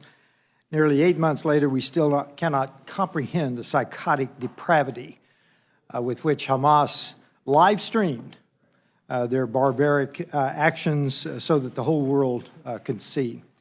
And the leaders of Hamas have publicly bragged that they will do it again and again if given the opportunity. I say this to remind my colleagues how stunning it is and how twisted it is that the ICC has just filed arrest warrants for Israeli officials. Now, he threw in some Hamas officials, but we know who the targets are. They're the Israeli officials. Just last week, Hamas launched rockets at Tel Aviv to continue this.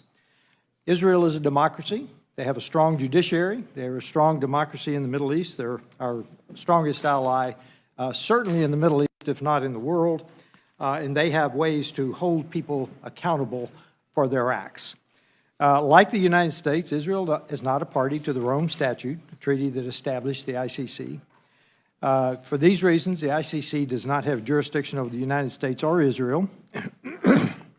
I will point out their claims are based on the idea that something called Palestine has been a member, supposedly a member, for years now. It's urgent that we address this, and quickly. I ask that the Rules Committee get this to the floor. I will tell you from my own personal experience, when the ICC actually was being debated, I was an active duty military officer, and I was in Afghanistan when the Service Members Protection Act was passed. And I will tell you, we were concerned about it because we understood that the international community steps across the line whenever and wherever they choose.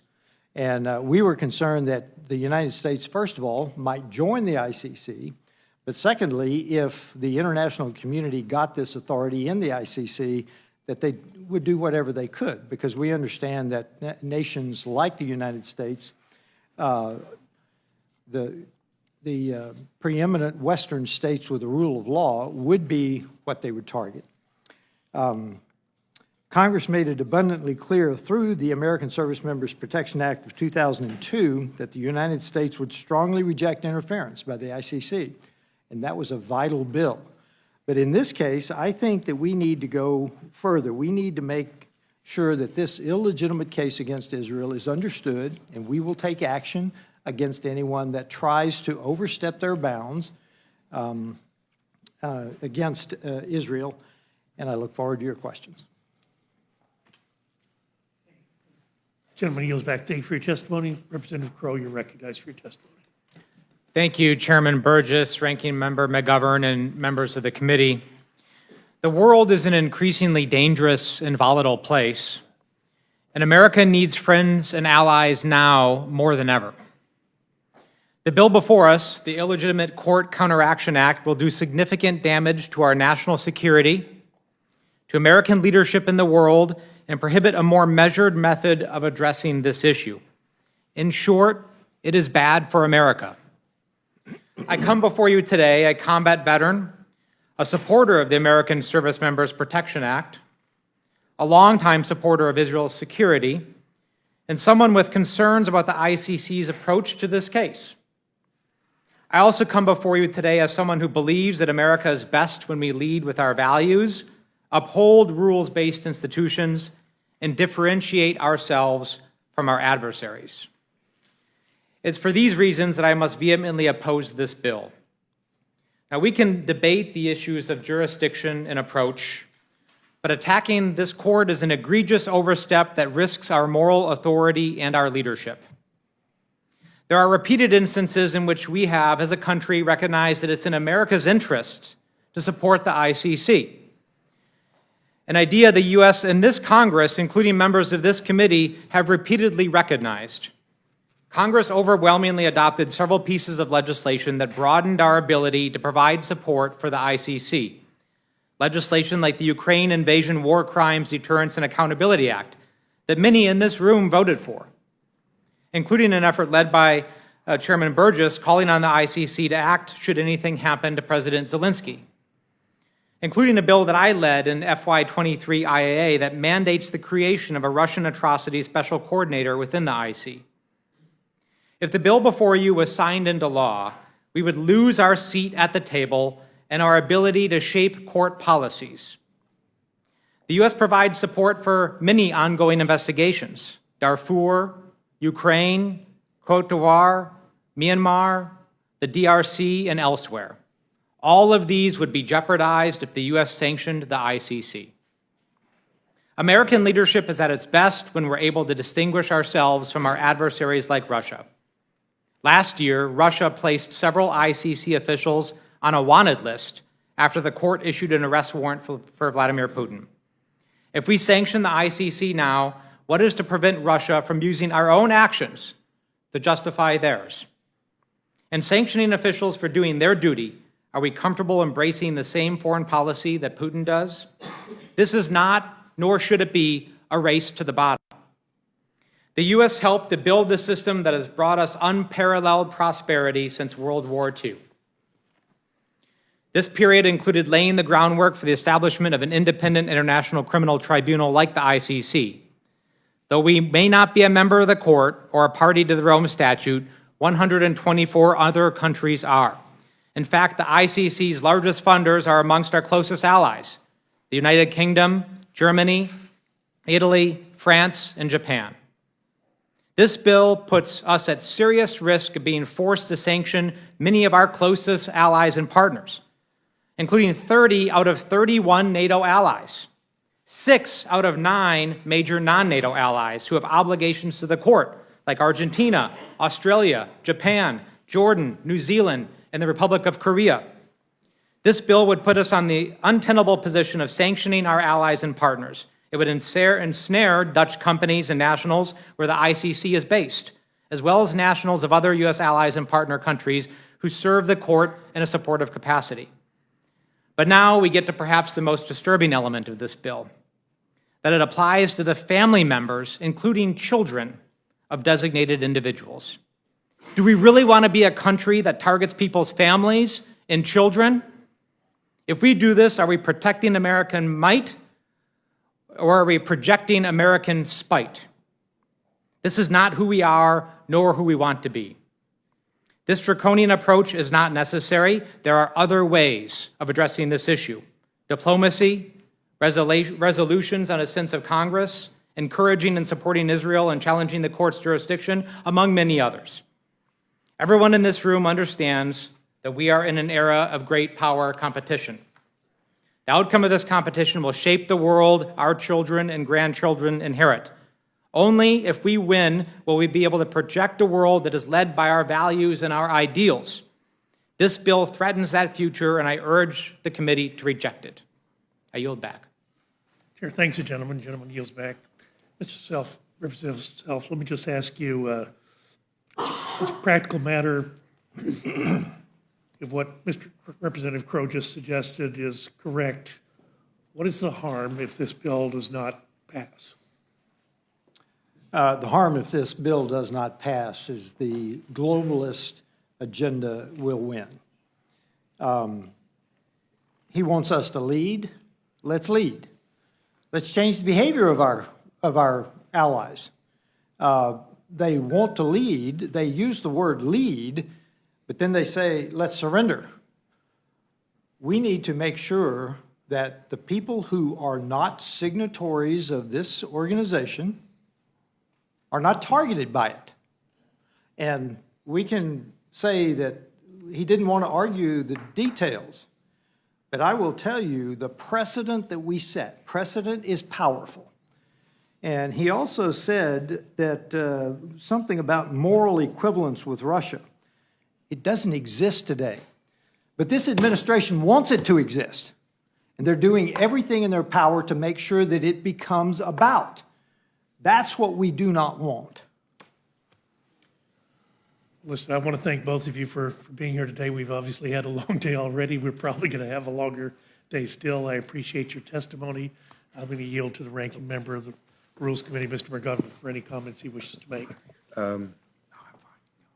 Yeah, and I think this is, I think it's a poorly crafted bill to begin with. And I think this is, I agree with Mr. Crow, this is exactly the wrong way to proceed. But let me ask either of you, I mean, what did the witnesses say during the hearing on this bill? Did we hear from both sides on, was there a hearing on this bill or a markup, or? I'm not on the committee. You're not on the committee, but you're testifying on the bill? From my experience on active duty, yes, Yeah. absolutely. Well, No, so no, you can't tell me whether or not there was a hearing on this bill? Yeah, I or whether- can, I oh, can yeah, tell this- you, this- yeah, there was no hearing on this bill. This has been pushed through without proper process, without a proper full engagement, and I think the results reflect that. It is half-baked in a very dangerous effort. I mean, I don't know whether my Republican friends no longer believe in the committee process, but I mean, we have committees that are supposed to do hearings where people can bring witnesses and you can hear from all sides, and then if there's problems with the bill, you can make amendments and you can mark it up, and then we can, address some of the issues that way, and there was no process at all. Am I correct on that? Yeah, you are correct. This is the first time that it's going to be talked about in a hearing setting before the Rules Committee. And I assume, Mr. Sullivan, you don't believe in the ICC at all? What I'm asking is that we make sure the ICC stays in its proper role as defined by the member nations. And I will tell you, So do you back to believe, your do you believe previous it's, in a- question. do you believe, so are you against the ICC pursuing the case against What I Hamas? have said is we need to make sure the ICC stays in its lane, which is defined by its member nations, and it says that you cannot go after a nation except if the events occur on its property. Palestine is not a nation. So they should not go after Hamas, under your definition? No, absolutely Okay. not. No, I the disagree with you. ICC. Yeah, But yeah. I will tell you, Secretary Blinken has called, the ICC took a profoundly wrong-headed decision on these arrest warrants. I don't understand why, Well, I came in here expecting Democrats to support yeah, this I bill. just fundamentally disagree with you. I think Hamas should be held accountable, and I think, the crimes that are happening in Gaza right now, those who are responsible should be held accountable too. This is about victims, not about, whether your ally is being questioned or whether your adversary is being questioned. This is about the victims in Israel, the victims on October 7th, and the victims in Gaza. Mr. Crow. Yeah, Ranking Member, I think it's really important to say, you heard several folks mentioned that they don't believe in subjecting non-parties to jurisdiction of the court, and yet Mr. Self, Chairman Burgess, and almost every member of this committee has actually signed on to, that is correct, Mr. Massia is not, he's one of the few who has not, as a matter of fact, but almost everybody else here has signed on to bills and efforts that would promote the court's jurisdiction over non-parties, in this case, Russia. There's plenty of precedents by folks in this room supporting the jurisdiction of the ICC over a non-party in the case of Russia, Ukraine, and other instances. Yeah. And again, I say, Ranking Member, Yeah. Israel is different. It is a major non-NATO ally. Russia is not, So, and I leave it at that. yeah. Well, I mean, yeah. So is Pakistan and Qatar, by the way. But the bottom line is that, I'm saying, if somebody's watching this, I'm sure they're amazed at what appears to be this incredible hypocrisy and these double standards that my friends on the other side of the aisle seem to be endorsing. And I have to tell you, I mean, I think human rights ought to be a centerpiece of what this country is all about. And the idea that, you're bringing this resolution that is going to sanction. By the way, am I correct too? There's a process that unfolds, right? I mean, so these arrests warrants that have been requested have not been issued. Am I correct? That's correct. Right. There's another level here that has to be reached, and that requires investigations, and it requires additional. Ranking member, yeah. it will go quickly. You what? We're talking about a week. We're talking about 2 weeks. That's why this bill has been brought to the floor so quickly, because we're talking about these decisions will be made. This is not congressional investigations of a year. This is week or 2 weeks or 3 weeks. This is very fast. And where did you get that date from, that these will be decided on? Where did the ICC tell you that in 2 weeks they're going to have a decision, or 3 weeks? As far as I know, it's common knowledge, because I've seen it several places. No, these processes normally do not go that fast. They usually take a long time. In fact, there have been investigations involving issues in the West Bank and in Gaza for many years that are have not matured yet. And as you mentioned, Ranking Member, in this instance, what happens is that the ICC does not have the authority to try or to conduct investigations in absentia. So the issuing of the arrest warrants is the next step in the investigative process. But I think they've announced, where is the common knowledge coming from? I don't know. Can you point, rather than saying common knowledge, can you point to us a citation from the ICC that says that in 2 weeks or 3 weeks? I believe there are statements from the ICC that they're going to take. Can you produce any of them? Three-member court. Can you produce any? Actually, well, I can. I'll get back to you. It would be and that's one of the reasons why a hearing might have been a good thing to do, because rather than people just saying things and saying, "Oh, it's common knowledge," that maybe if you had a hearing, you could actually get answers to these questions, and I think we would maybe have different conclusions. Seeing the media is controlled by the other side, I think common knowledge would be something All right, we would I think now we're hang going our hat down. on. We're going down a conspiracy, foxhole here that doesn't. I mean, whatever. You know what? The bottom line is, this is a lousy way to legislate, and quite frankly, it's shameful that we are here dealing with this. This is a serious matter, and we should be focused on how do you end the violence. And how do you protect the victims, and how do you prevent them from being further victims? And it seems that that's not what you're concerned about, and I'm not interested in, quite frankly, conspiracy theories and all that other stuff. With that, I would yield back. Chair, thanks, the gentleman. Gentleman yields back. Chair recognizes the gentleman from Kentucky for questions. I would thank the chairman. This is an interesting bill for me. I've spent 12 years here trying to be consistent on this stuff, on sanctions, on international organizations that may be outside of our Constitution. And so I wasn't sure how I was going to vote on this bill. I don't vote on titles, and I kind of know I think I know the reason it's being brought up recently.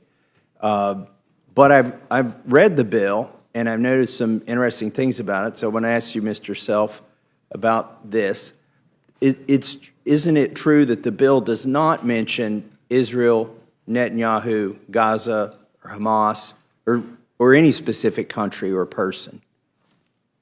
It's just it does not. It does not. Not even in a whereas clause, which I appreciate.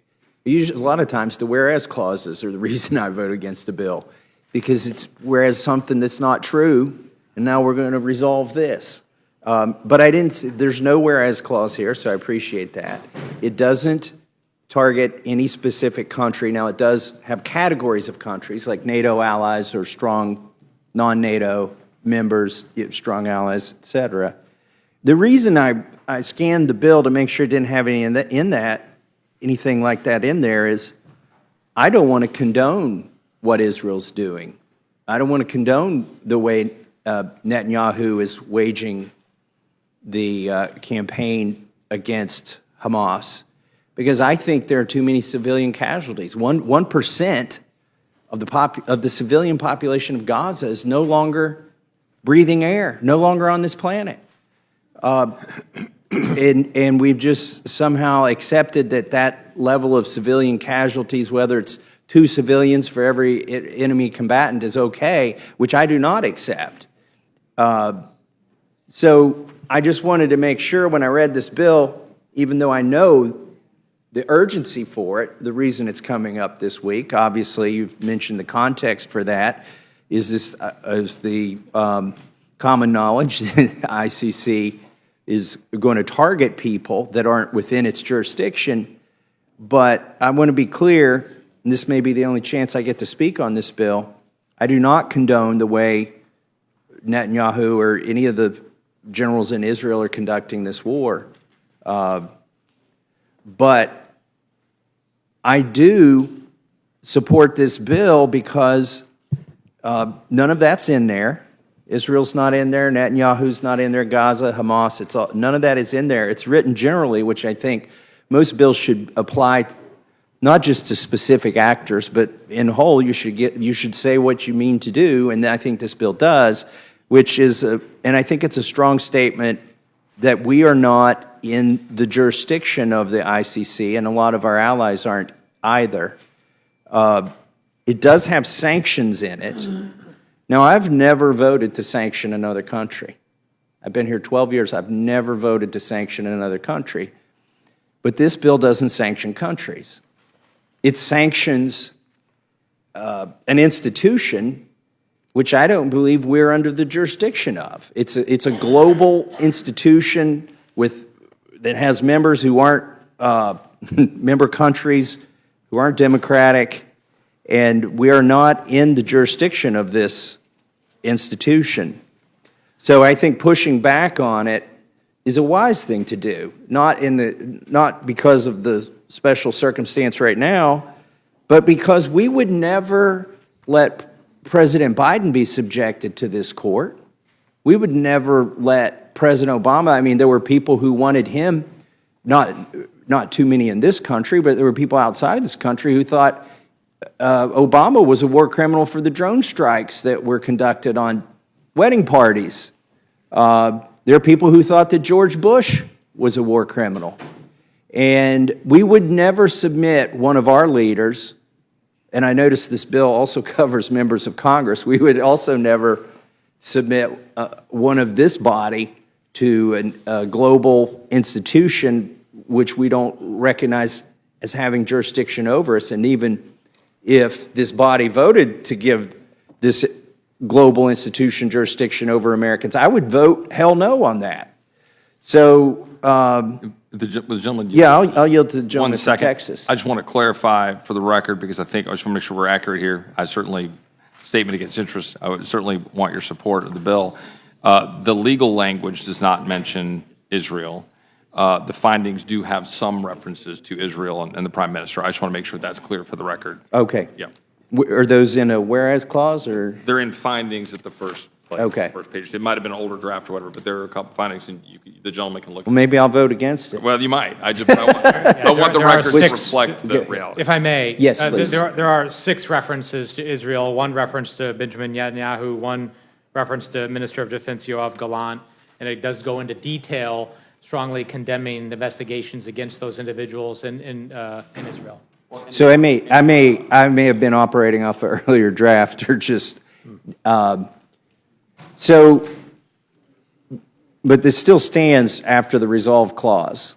What's in the resolved portion of this is that once you get past the findings, it still stands that we're talking about all of our allies, and ourselves included, are not subject to jurisdiction of this. Now, to Mr. Crow's point, I do hope that anybody that takes a certain position today will take that position later when we start trying to say that other people are war criminals and that they should be subjected to the ICC.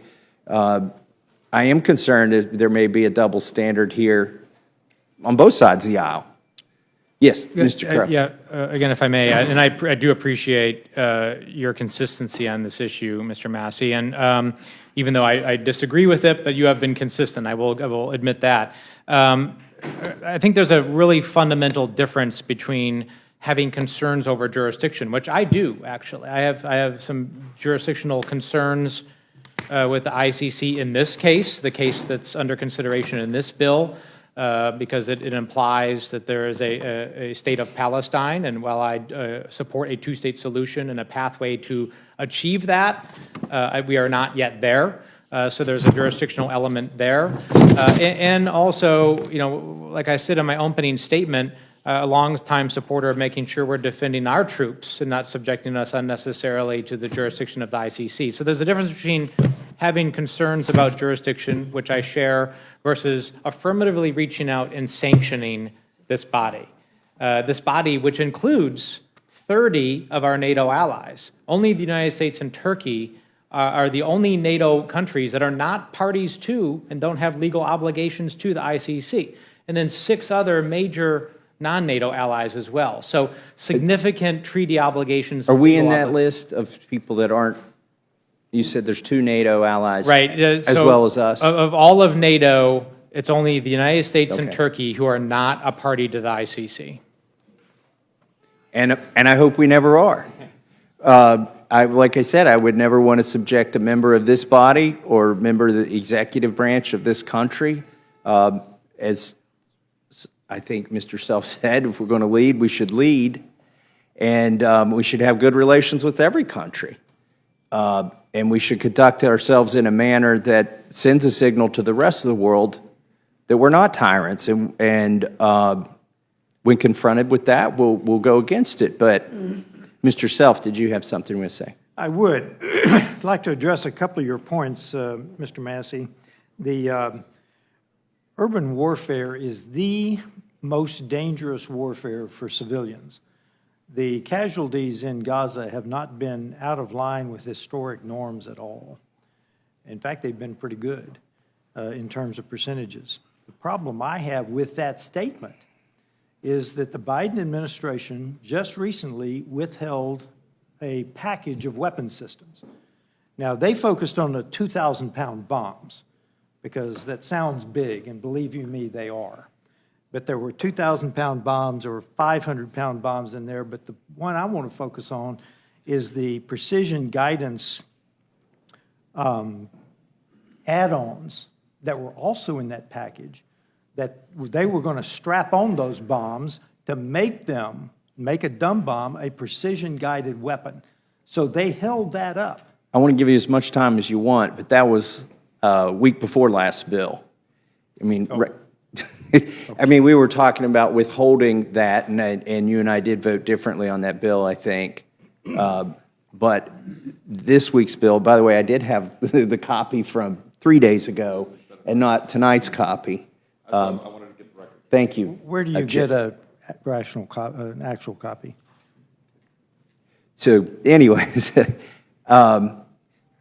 and that's my summary of this. I don't need to go on very long. I don't condone what Israel's doing.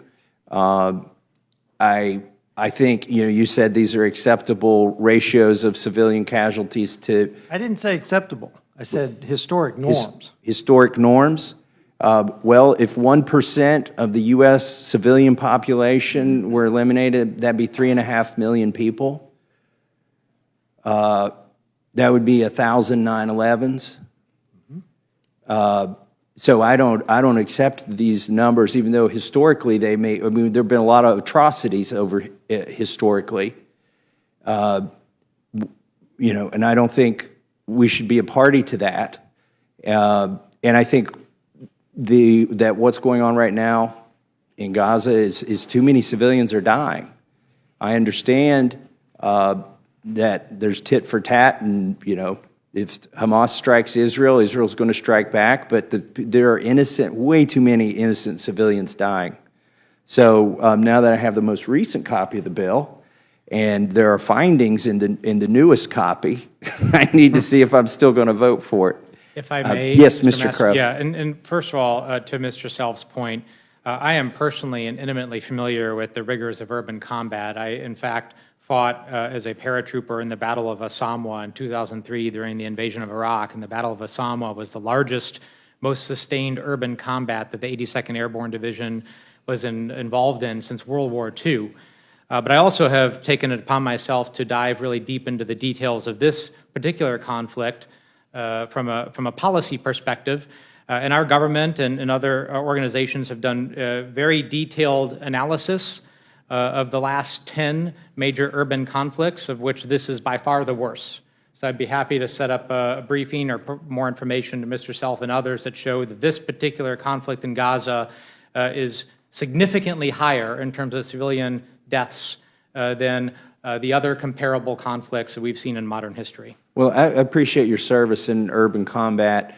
I think it's, you know, we probably had the munitions to level Iraq, but, I mean, part of the reason when you engage in war with soldiers that you don't just level the civilian population is that when the whole thing is over, you're trying to engender their trust and set up some kind of sustainable society, and hopefully a society that doesn't hate your guts. And when you go in and indiscriminately, you know, you can wage war with soldiers door to door, or you can do it with bombs, regardless of how precise they are. These things have a radius of hundreds of feet, that they're a kill radius, lethal radius. Not everybody is guaranteed to be killed in that radius, but a lot of people are going to die in that radius. So even if we can deliver them within 5 feet in a city, you still have a radius of where you're going to decimate everything within 100 feet of that, and could kill people up to 600 feet away with the 2,000-pound bomb. So I think it's an unfortunate situation that we're in, and I'll just close. I know I promised to close before, but then I yielded time to Chip Roy, and my perspective changed. He usually does that. I'll just close by saying I don't condone what Israel's doing right now, but I do think that we and our allies are outside of the jurisdiction of this international global institution. And so I'm inclined to vote for the bill, and I yield back. Chair, thanks the gentleman. Gentleman yields back. The lady from Pennsylvania is recognized. Thank you.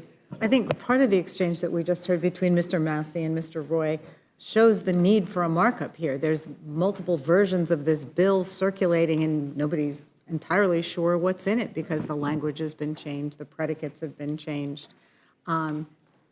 Something this serious deserves more serious consideration than it's received thus far.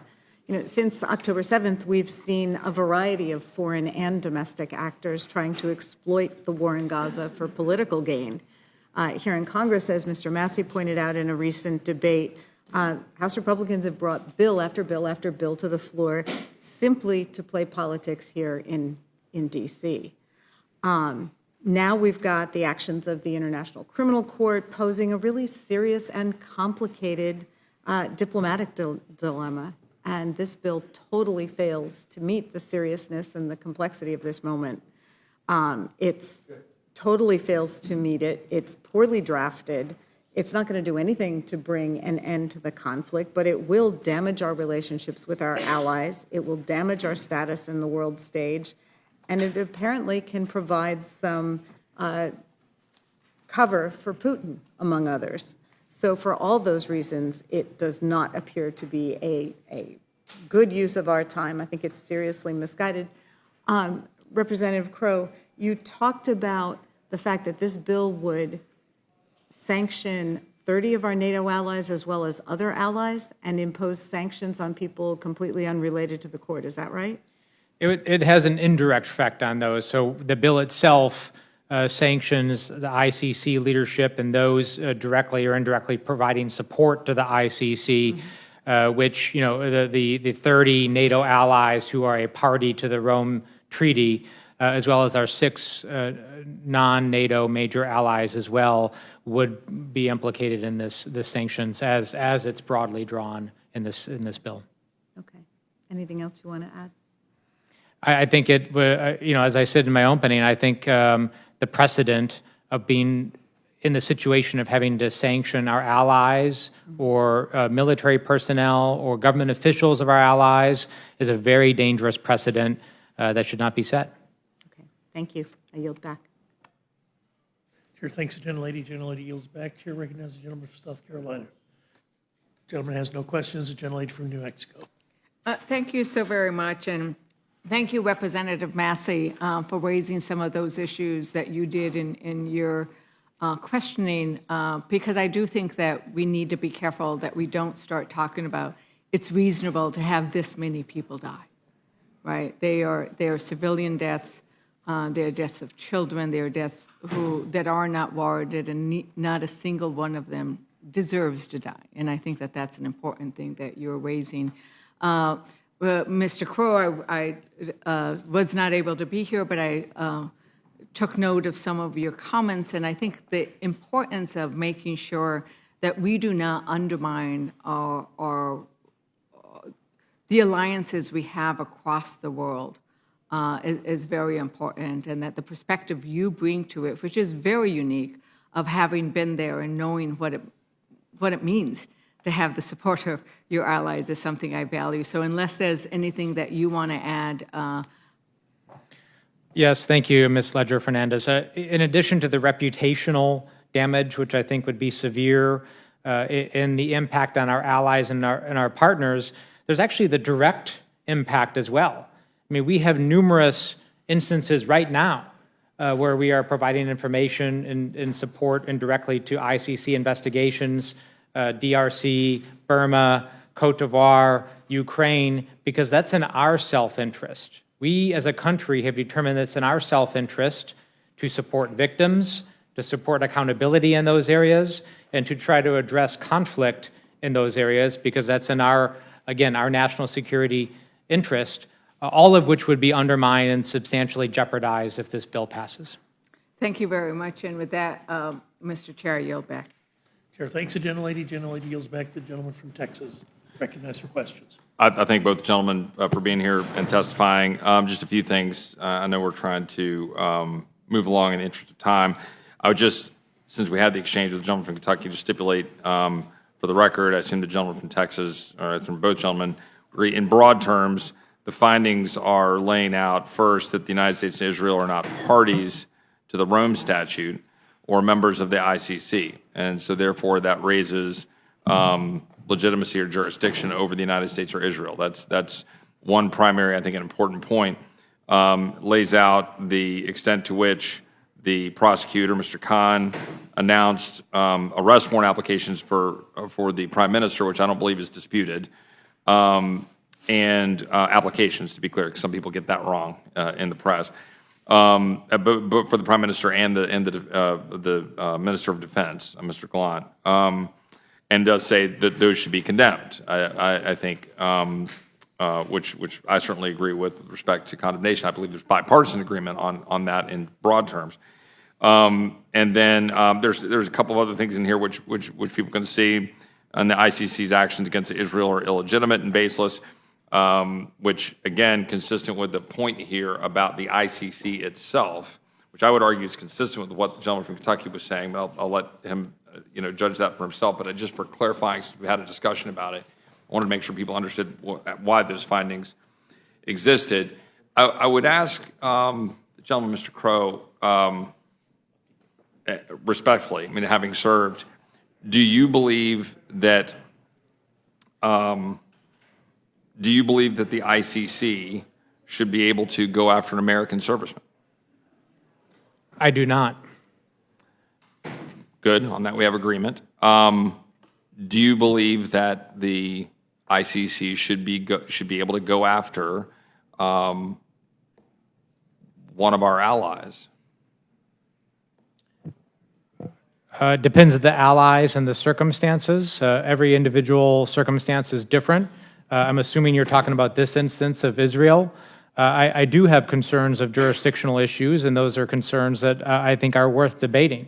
So the question is not, in my view, the concerns about jurisdictional issues, which have multiple components, right? There's the component of whether or not you're a party, but then there's also the implication that the ICC has made here, the assumption that the ICC has made here that the West Bank and Gaza are basically a state actor, part of a Palestine, which of course is something that should be debated as well. So those are debates that are worth having. The issue is, what is the remedy? And the remedy should not be, in this instance, sanctions, because I think that the blowback and the risk to the United States of this approach are severe. Appreciate that. I mean, I'd ask my colleague from Texas about the importance of sanctions here. I mean, I think we've had some discussion here about the precedent setting, and the gentleman from Texas discussed the precedent setting. And the extent to which we allow the ICC, which we do not, the jurisdictional question has been discussed here, which we're not a party to, that you have a court out there that could be turned on, and it's not without precedent, that they try to come after and target American service members. And when the ICC takes this kind of a step, which has been condemned pretty roundly by members of both sides of the aisle, executive branch and legislative, and this is now I'm going to assert my position on it, that is deserving of significant rebuke.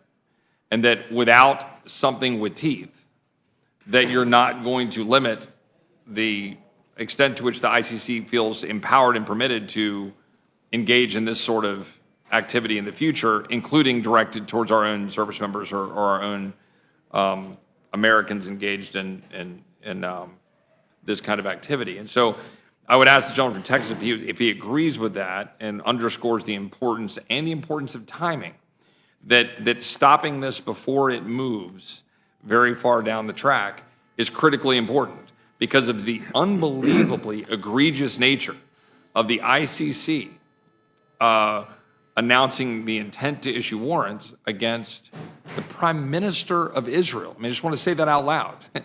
And the Defense Minister of Israel. And that merits the strongest possible rebuke by the United States. And therefore, setting up a construct, which this is designed to do, not haphazardly, but in direct consultation and working, by the way, across the aisle. Not that we reached agreement on every point, as is evidenced here in the debate, but reaching the ability to use a model, in this case, CATSA. I mean, we took an existing framework that had been passed and passed on a bipartisan basis, applied that framework, and that is literally the basis of the construct for how the president could grant some waiver by coming to Congress and presenting it on a case-by-case basis. We tried to use that existing model. But I think at the end of the day, it's just a question of sanctions or no sanctions. I mean, we can debate some of the specifics. And like the gentleman raises points about the extent to which the language allows its extension to countries that are supporting the ICC, allies are supporting the ICC, and family members. The purpose of it was to, in fact, put teeth into it. It was to say that if you're a judge and you are targeting Americans, or you're targeting our friend, the Prime Minister of Israel, yeah, maybe you're a kid who wants to roll over here and go to Harvard. Maybe that kid shouldn't be able to do that. I think these were questions that I think we thought through and thought were important to address. What if the gentleman from Texas would have thoughts on that matter, and then I'll allow the It's vitally Mr. Crow. important we kill the snake while it's young in the nest. Yeah. That's the analogy. And that's, I believe we talked a lot about alliances here. I believe that our Western European allies, when they realized they could be next, they might join us. And frankly, there is a national security waiver in this bill, if I remember right, Mr. Roy. So we can actually have waivers for this bill should it be in the national interest of the United States. So absolutely, you were exactly right, because I've heard several comments here about undermining our alliances, damaging our reputation in the world. Folks, I don't know how much our reputation in the world can get any lower.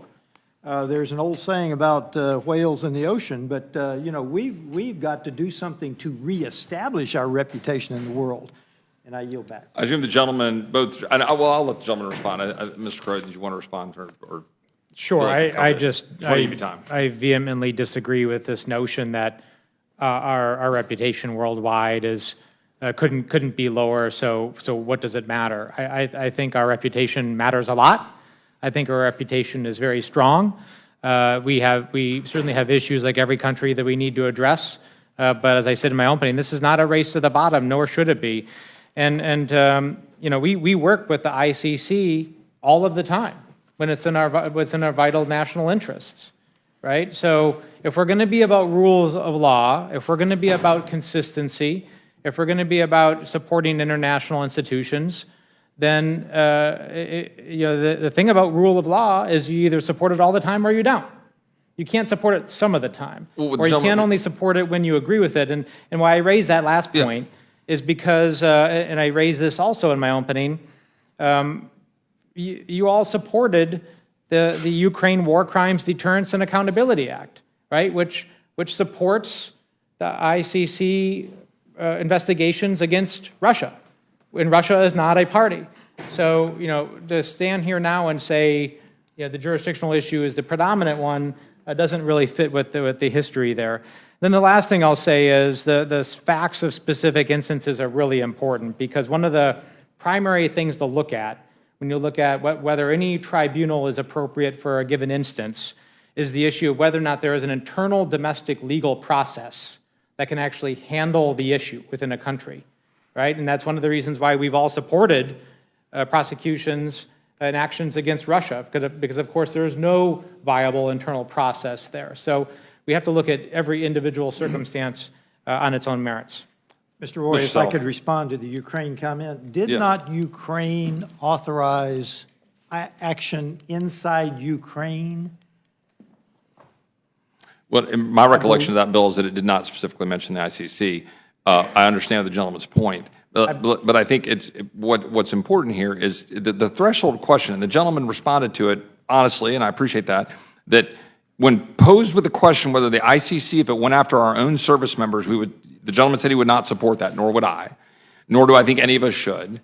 And I think the question here is whether, when we have a close ally and you have the ICC and you're empowering the ICC, right? If you kind of sit back and allow the ICC to engage in that activity against a non-party state, our ally, engaged in defense, then what precedent does that set, right? What precedent does that set to have an international tribunal to which we're not a party, to which our allies are not a party, having a judge issue warrants against the prime minister of somebody that we're relying on to help defend us in the Middle East, in theater, engage in active conflict, dealing with the fact that they had their own individuals who were targeted and killed October 7th of the most horrific crimes possible, dealing with the constant affront of thousands of missiles being shot at them from Hamas.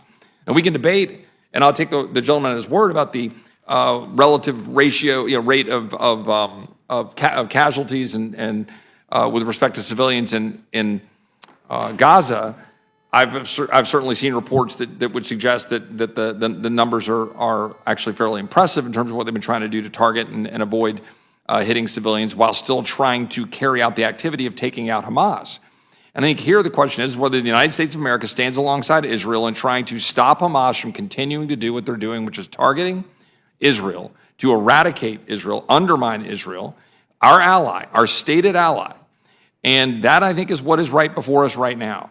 And when we have the extent to which the ICC effectively broke its own rules under the Rome Statute of the ICC by permitting the recognition of the state of Palestine, when in fact it's only countries can be part of the ICC. Understanding the debate that's ongoing about that, these are the issues that I think are significant and at play. I would also note that former President Trump, when he engaged in, and not to politicize it in that way, but we're bringing up the issues that are important, that the sanctions against the ICC worked, right? And that the United States taking positions like that matter.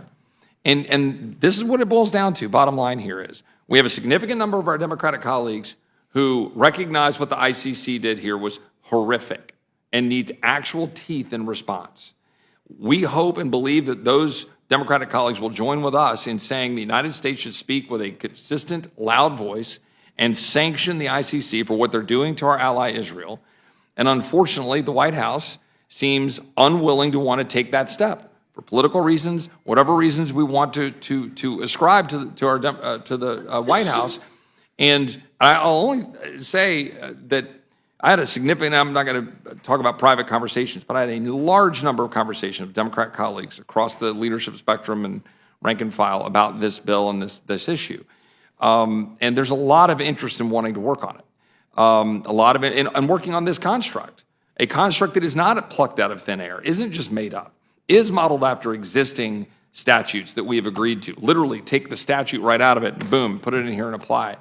I think this is a simple question. And I think that's what's being laid bare here. Should we sanction the ICC or not? I think that is the question that is before us. Mr. Can I comment on that? I think there's a question of the underlying concerns, of which there is broad bipartisan concern about certain elements of this case versus what's the appropriate remedy. Fair. And the White House did come out and release a statement of administration policy just a couple of hours ago, where they said they're willing to work with Congress to figure out the appropriate remedy. So people are coming to the table and they're saying, all right, we have concerns. We have bipartisan concern about this. Let's figure this out. But the remedy can't possibly be we're going to put ourselves into a position of sanctioning 36 of our NATO and major non-NATO allies, sanctioning children of officials of the ICC, and also directly undermining all of the cooperation that is in our interests that the ICC is doing, that we are assisting in because it serves our national security interests. That couldn't possibly be the remedy, and that's my point. I think there's a lot of people who are willing to step up to the plate and say, you know what, let's take a step back. Let's go through the process. Let's have a hearing. Let's think about the secondary and the tertiary and the unintended consequences of this. Let's take a breath and figure out a path that doesn't jeopardize our own national security and our own interests in the manner in which this bill, because of the way it's drafted, does. Mr. Schultz, you want to speak to that? And I one more would just thing, say, and I'll turn back. Mr. Roy, I appreciate your leadership getting movement on this, because I think he's right. There's movement, and I appreciate this bill doing that. Thank you. I appreciate it, gentleman from Texas. I would just note that since the ICC's founding, which has now been over 20 years ago, every United States administration, both sides of the aisle, both parties, have refused to join the court, recognizing the concerns with its politicization and misuse. We are seeing a direct misuse directly right in front of us. As this Secretary of State, Anthony Blinken, said, quote, we maintain our longstanding objection to the court's efforts to assert jurisdiction over personnel of non-state parties such as the United States and Israel. We're seeing them engage in it as we speak. It is incumbent upon Congress to act, particularly when the White House refuses to. With that, I yield back to the chairman. Gentleman yields back. Chair thanks the gentleman. Chair recognizes the gentlelady from Indiana for questions. Thank you, Mr. Chairman, and thank you to the witnesses. The Bipartisan American Service Members Protection Act was enacted in 2002 to protect U.S. military personnel, U.S. officials and military personnel of certain allied countries against criminal prosecution by an international criminal court to which the U.S. is not a party, stating, quote, in addition to exposing members of the armed forces of the United States to the risk of international criminal prosecution, the Rome Statute creates the risk that the President and other senior elected and appointed officials of the United States government may be prosecuted by the International Criminal Court. In 2020, President Trump issued Executive Order 13928, sanctioning ICC officials, employees, and associates who engaged in any effort by the ICC to investigate, arrest, detain, and prosecute U.S. citizens or allies, including Israel, that are not part of the ICC or have not granted the ICC jurisdiction. Unfortunately, on April 2nd, 2021, President Biden revoked Executive Order 13928, allowing the ICC to target U.S. citizens and Israel. And just 3 years later, the prosecutor of the ICC, Karim Khan, announced arrest warrant applications for Israeli Prime Minister Benjamin Netanyahu and Minister of Defense Yoav Gallant, together with warrants for Hamas terrorists. So my question is for Mr. Crow. Mr. Crow, yes or no, does the ICC have the jurisdiction it's claiming over Israeli officials? Yes or no? That's not a yes or no question. There are a lot of factors that we have to take into account, and I mentioned those earlier. It's a very easy yes or no question. Do you believe It's the not ICC... an easy yes or no question. Do they There's a have lot of jurisdiction over The issue Israeli of legal officials? jurisdiction is a very complicated, fact-specific question of which there needs to be debate and there needs to be a Okay. full hearing. Will the gentlelady yield? Because of the lack of clarity. I'm just saying, that's why there should have been a hearing on this bill. So I understand you've said many times, and you've kind of done backbends to talk about how that we should not be subject to the ICC in the United States, but yet we should stay engaged with them and not impose sanctions. And in fact, in April of 21, Secretary of State Blinken issued a statement maintaining long-standing objection to the court's efforts to assert jurisdiction over personnel of non-states parties such as the United States and Israel. However, he also added, our concerns about these cases would be better addressed through engagement with stakeholders in the ICC process rather than through the imposition of sanctions. But Mr. Crow, isn't engagement a signal that the ICC has some sort of authority over the United States that they don't have? No, that's not true at all, nor have I done backbends. I've been extremely clear about this, that there are many examples in complicated foreign policy issues where we are not part of a treaty or not a part of a partnership, but we can still engage peripherally and support certain elements of treaties and partnerships. We do that all the time. I would argue that by engaging, you are giving legitimacy to the ICC over the interests of the United States, when in fact the United States has never joined the ICC or the Rome Statute under a Republican or a Democrat administration. The Crow argument is that we're better off by staying engaged with an unaccountable international body, but this shows that notwithstanding increased U.S. engagement under recent Democrat administrations, our worst fears are coming true. The ICC is claiming jurisdiction over non-parties without any legal basis. To me, we should go back to President Trump's position. We have seen military recruitment at an all-time low under the Biden administration, and their current position on the ICC makes, I believe, it even less likely that young men and women would want to join our armed forces when the government of the United States is allowing legitimacy to the International Criminal Court, which could subject them to investigation and prosecution. And with that, I yield back. Can I have some time, Chairman? Yes. Yeah, just to correct the record, the American Service Members Protection Act is law. It remains alive and well, and it provides full protection to the U.S. service members, and nothing in this bill, whether it passes or not, would change that. Thank you for the clarification. The gentleman from Georgia is recognized for questions. Thank you, Mr. Chairman. I think it's all been said. I would point out that Palestinian leaders joined the ICC in 2015. Is that correct? Palestine went in 2015.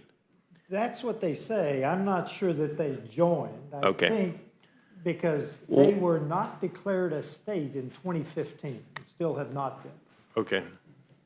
But you're right about the date. I mean, when you're trying to find news on this, you basically do a search and then you read on it. And it's a lot of the discussions revolve around the argument that the Palestinian leaders thought that by joining the ICC, it would give them to get arrest warrants issued against Israel's leadership.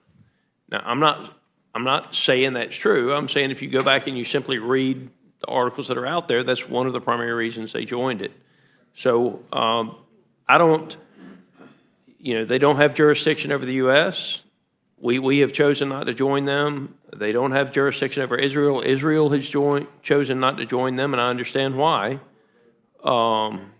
And I won't belabor the point any further or ask any questions. I would just suggest to you that if you look at this issue, the Palestinian leaders joined April of 15, I believe it was, and there was a big part of their discussion was that it would put pressure on Israel from a political standpoint.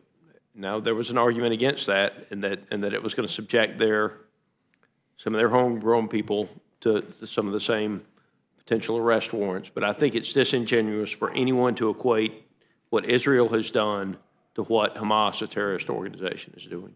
With that, I yield. Chair, thanks, gentleman. Gentleman yields back. Seeing no other members wishing to ask questions, this panel is excused, and thank you for your participation.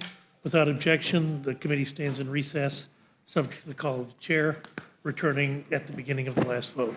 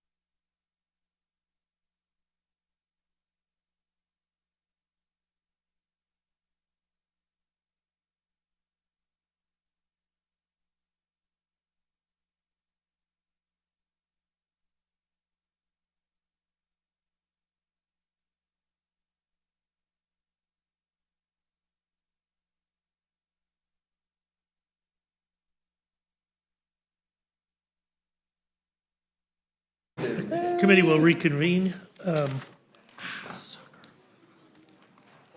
We're going to take testimony from members having amendments. We'll start with Mr. Bergman. Thank you, Mr. Chairman.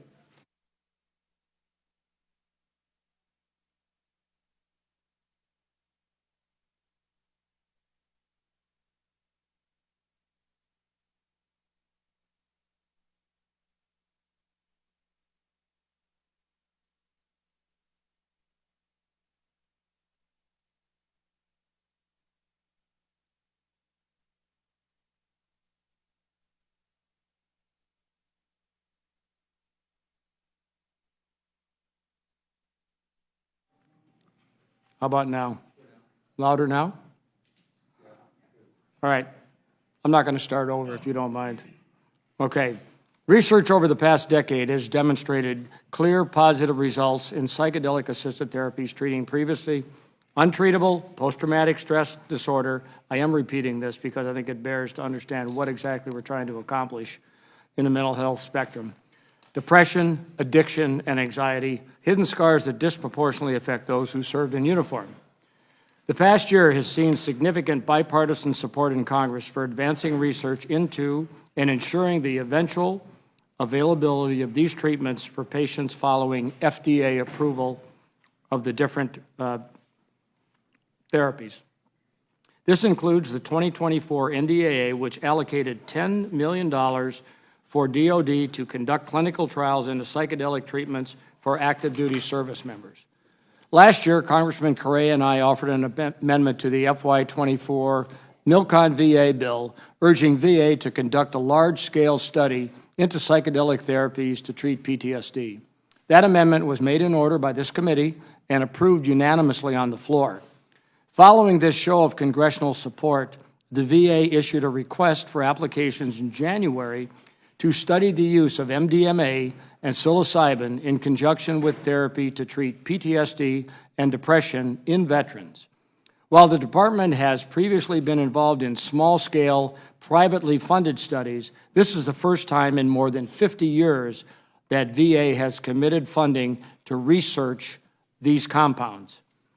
Our first amendment, number 68, would increase and decrease the medical and prosthetic research account to express support for this VA-led research and to encourage VA to prioritize the proactive training of therapists to administer these new treatments. In a November VA Health Subcommittee hearing, experts identified the availability of qualified mental health professionals as a significant challenge for the scalability of these therapies. We need more appropriately trained therapists for the new therapies. If the VA doesn't look ahead and begin the necessary steps to train mental health professionals now, it will take years for psychedelic-assisted therapies to actually become available for our veterans after FDA approval.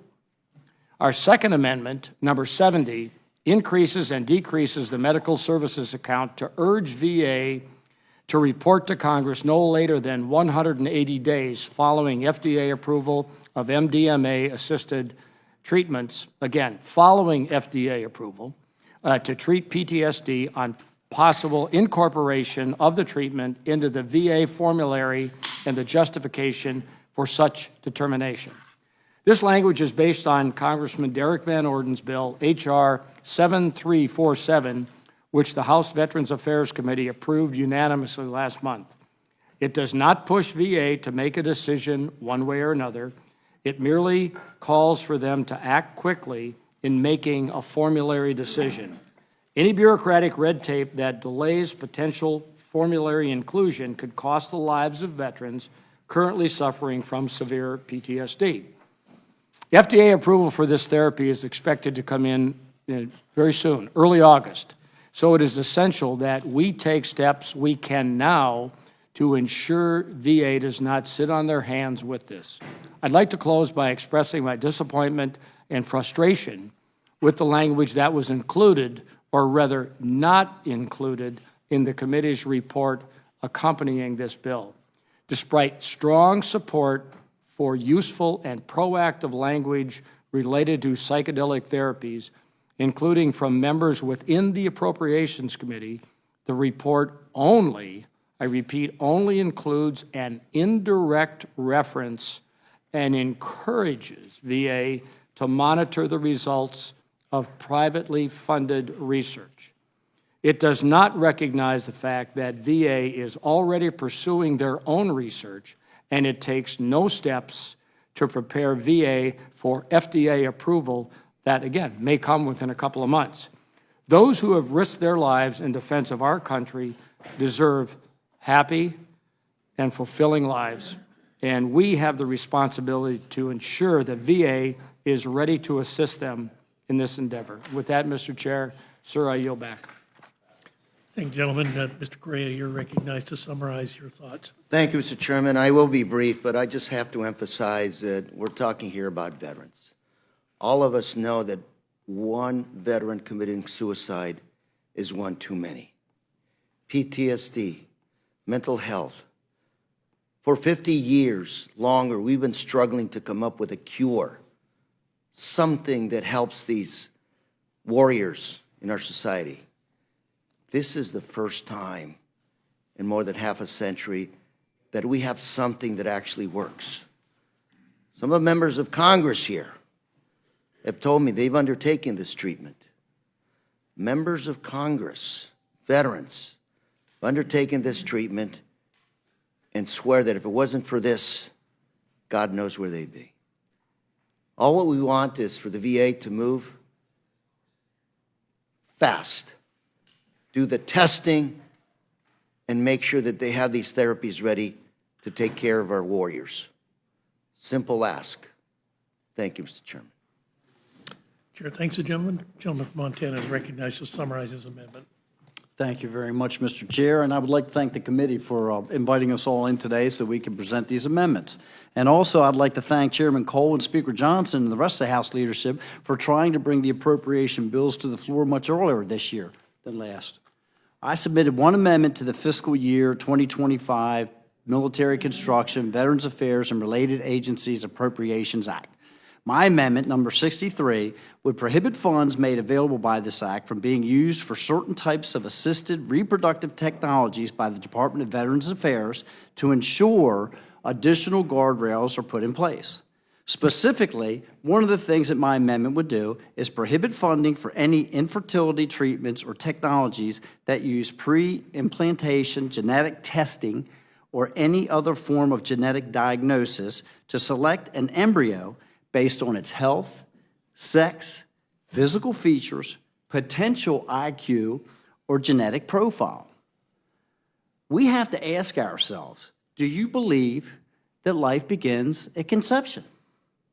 All life has an inherent value, and genetic testing nearly guarantees the creation and destruction of embryos in the pursuit of a perfect child.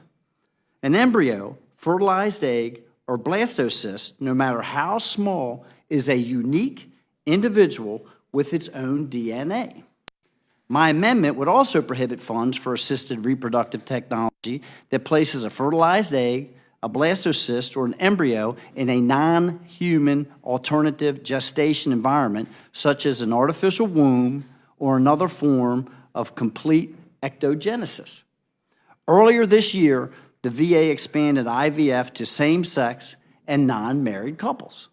There is no question that children do best when raised by a father and a mother. Taxpayer dollars should not go to couples that before their service couldn't produce a child anyway. And I hate to break it to you, but same-sex couples can't produce a child. A single round of IVF costs anywhere from $12,000 to $30,000. On average, it's estimated that it costs more than $61,000 to achieve either a live birth or to determine that the continued efforts are not likely to succeed. IVF has a success rate of 23% and is less than 10% for women over the age of 40. However, as Emma Waters from the Heritage Foundation notes, what these numbers do not include, however, are the total number of created embryos per live birth. The success rate above only counts embryos implanted in the womb. IVF treatments, however, routinely create a surplus of embryos out of convenience or cost concerns for genetic filtering reasons. Under the current law, there is nothing that states how many embryos can be created in an average IVF cycle. As Emma Waters again notes, presuming a conservative estimate that only 10 embryos, and many times it's 30, are created in an average round of IVF, this means that 413,776 rounds of IVF reported in 2021 resulted in the creation of approximately 4.1 million embryos. When dividing the total number of live-born infants by 4.1 million, this would mean that only 2.3% of all embryos created in the United States result in the live birth of a baby. We are likely destroying millions of unborn children through this process, a number much larger than Planned Parenthood aborts on any given year. I have great sympathy for couples who are unable to have children. There are millions of children in need of parents who would love to be adopted. I would rather have the VA spend these funds to make it easier for veterans to adopt children. I also believe that the VA and the rest of the federal government should increase research funding aimed at reducing human infertility. Americans are delaying marriage and having children later, which leads to infertility. We also have a chronic disease crisis that makes having children more difficult. I think we should focus our attention on reducing obesity, treating polycystic ovary syndrome, treating autoimmune diseases, as we know these conditions harm fertility. It would make more sense to get the root problem of our infertility crisis as opposed to pretending that IVF is a magic bullet without any downsides. The moral questions that surround the creation, the storage, and the destruction of these embryos are just beginning to be asked, and they certainly haven't been answered. Thank you, Mr. Chairman, and I yield back. Thank you, gentlemen. Thank all of our witnesses for their thoughtful testimony. I have no questions. I'll yield to the gentleman from Massachusetts. Let me thank everybody for testifying. I just want the record to reflect I favor IVF, and I don't think people here should be restricting IVF for couples. I think that's just a bad idea, but in any event, I yield back.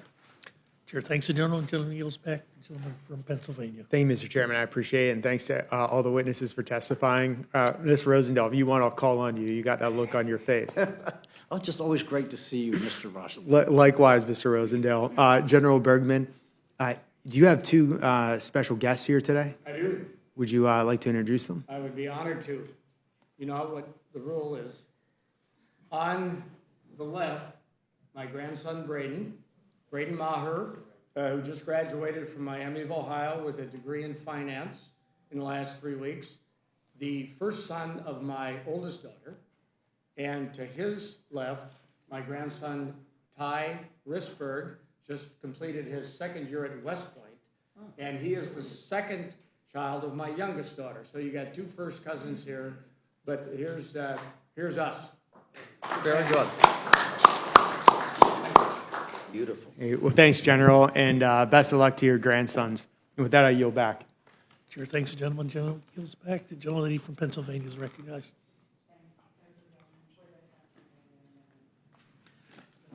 Gentlelady yields back. The gentlelady from Minnesota. Gentlelady has no questions. The gentlelady from New Mexico. Thank you very much. I want to thank the General and Mr. Correa. I think it's really important that we include this bipartisan amendment, which is meant to help save lives.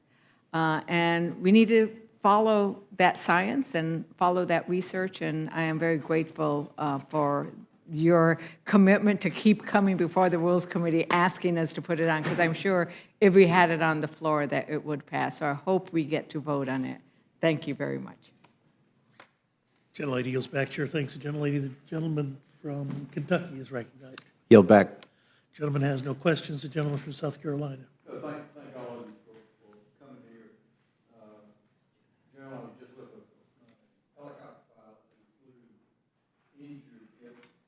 pilot injured Vietnam veterans, and it really took a toll on him, big time. He just is getting through it, and it's he's in his 70s now. But anyway, thanks for putting this up. Hope we get to vote on it. I yield back. Sure. Thanks, gentleman. Gentleman yields back. The gentleman from Georgia is recognized for questions. Thank you, Mr. Chairman, and I just, I want to mention, because every time I hear veteran suicide, I want to talk about the fact that when we have injured veterans, if they go back to work, they lose their Social Security benefits. And I'm a firm believer that the best thing we can do for our men and women when they come back from combat, especially if they've been wounded, is to make sure that they have employment. And so I would suggest that as we look to the issue of veteran suicide, while I hope this amendment passes, I think we also may need to make sure that any barriers to employment are removed from any pieces of any laws that we have. And those barriers do exist. And with that, I yield. Gentleman yields back. Thank you again for coming before us today. Without objection, Representative Mass' written amendment testimony on amendment number 69 and amendment number 42 will be included in the record, and our witnesses are excused.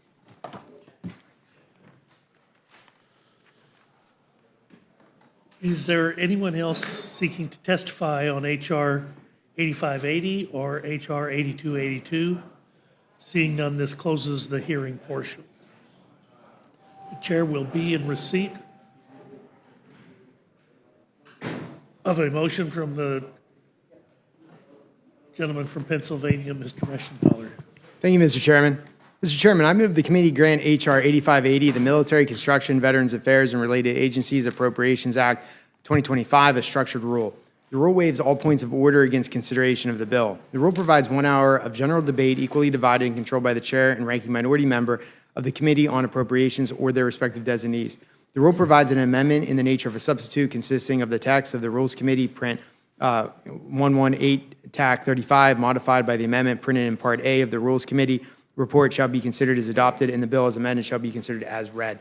The rule waives all points of order against provisions in the bill as amended. The rule makes in order only those amendments printed in Part B of the Rules Committee report, amendments en bloc described in Section 3, and pro forma amendments described in Section 4.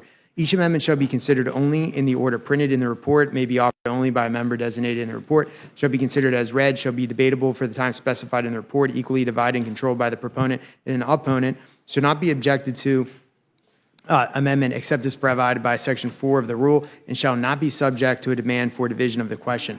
All points of order against the amendment printed in Part B of the Rules Committee report or amendments en bloc described in Section 3 of the rule are waived. The rule provides that the chair of the Committee on Appropriations or his designee may offer amendments en bloc consisting of amendments printed in Part B of the Rules Committee report not earlier disposed of.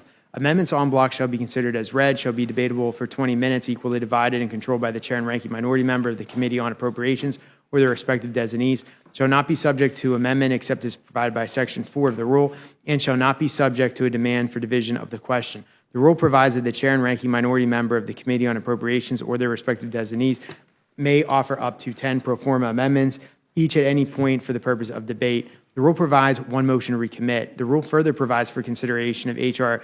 8282, the Illegitimate Court Counteraction Act under a closed rule.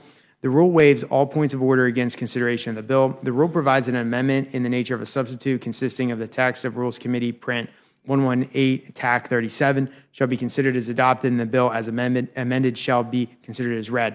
The rule waives all points of order against provisions in the bill as amended. The rule provides 1 hour of general debate equally divided and controlled by the chair and ranking minority member of the Committee on Foreign Affairs or their respective designees. Finally, the rule provides one motion to recommit. Thank you very much. You've now heard the motion. Is there any discussion or amendment to the rule? So, Mr. Chairman, as I'm looking at this rule, on the Milcon Appropriations Bill, we have 4 Democratic amendments that have been made in order, 11 bipartisan amendments, and 32 Republican amendments.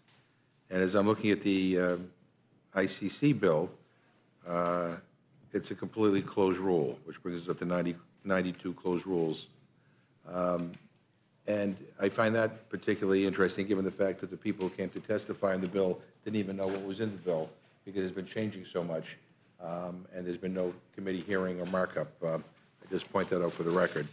I have two amendments. I have an amendment to the rule. I move the committee make an order amendment number 30 to H.R. 8580, offered by Representative Wasserman Schultz, which strikes sections 256, 257, and 416, which will prohibit funds for gender-affirming care, flying certain flags, and to take any discriminatory action against a person who speaks or acts in accordance with a sincerely held religious belief that marriage is a union of one man and one woman. It's estimated that over 1 million American veterans are part of the LGBTQ community, including 134,000 veterans who are transgender. It is unconscionable that Republicans are fighting to kick transgender people out of the military and now want to deny these veterans after they have selflessly defended our nation from receiving the medical care and support that they need.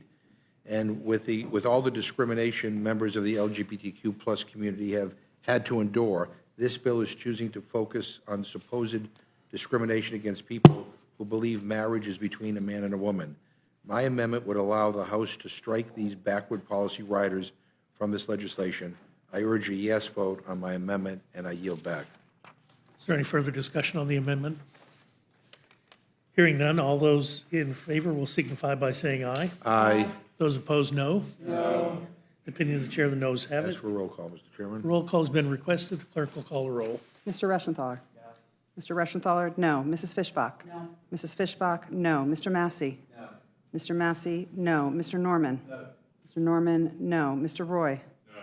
Mr. Roy, no. Mrs. Houchin? No. Mrs. Houchin, no. Mr. Langworthy? No. Mr. Langworthy, no. Mr. Scott? No. Mr. Scott, no. Mr. McGovern? Aye. Mr. McGovern, aye. Ms. Scanlon? Aye. Ms. Scanlon, aye. Mr. Neguse? Ms. Ledger-Fernandez? Aye. Ms. Ledger-Fernandez, aye. Mr. Chairman? Chair votes no. Mr. Chairman, no. Clerk will report. 3 yeas, 9 nays. And the noes have it. The amendment is not agreed to. Yes, Mr. Chairman.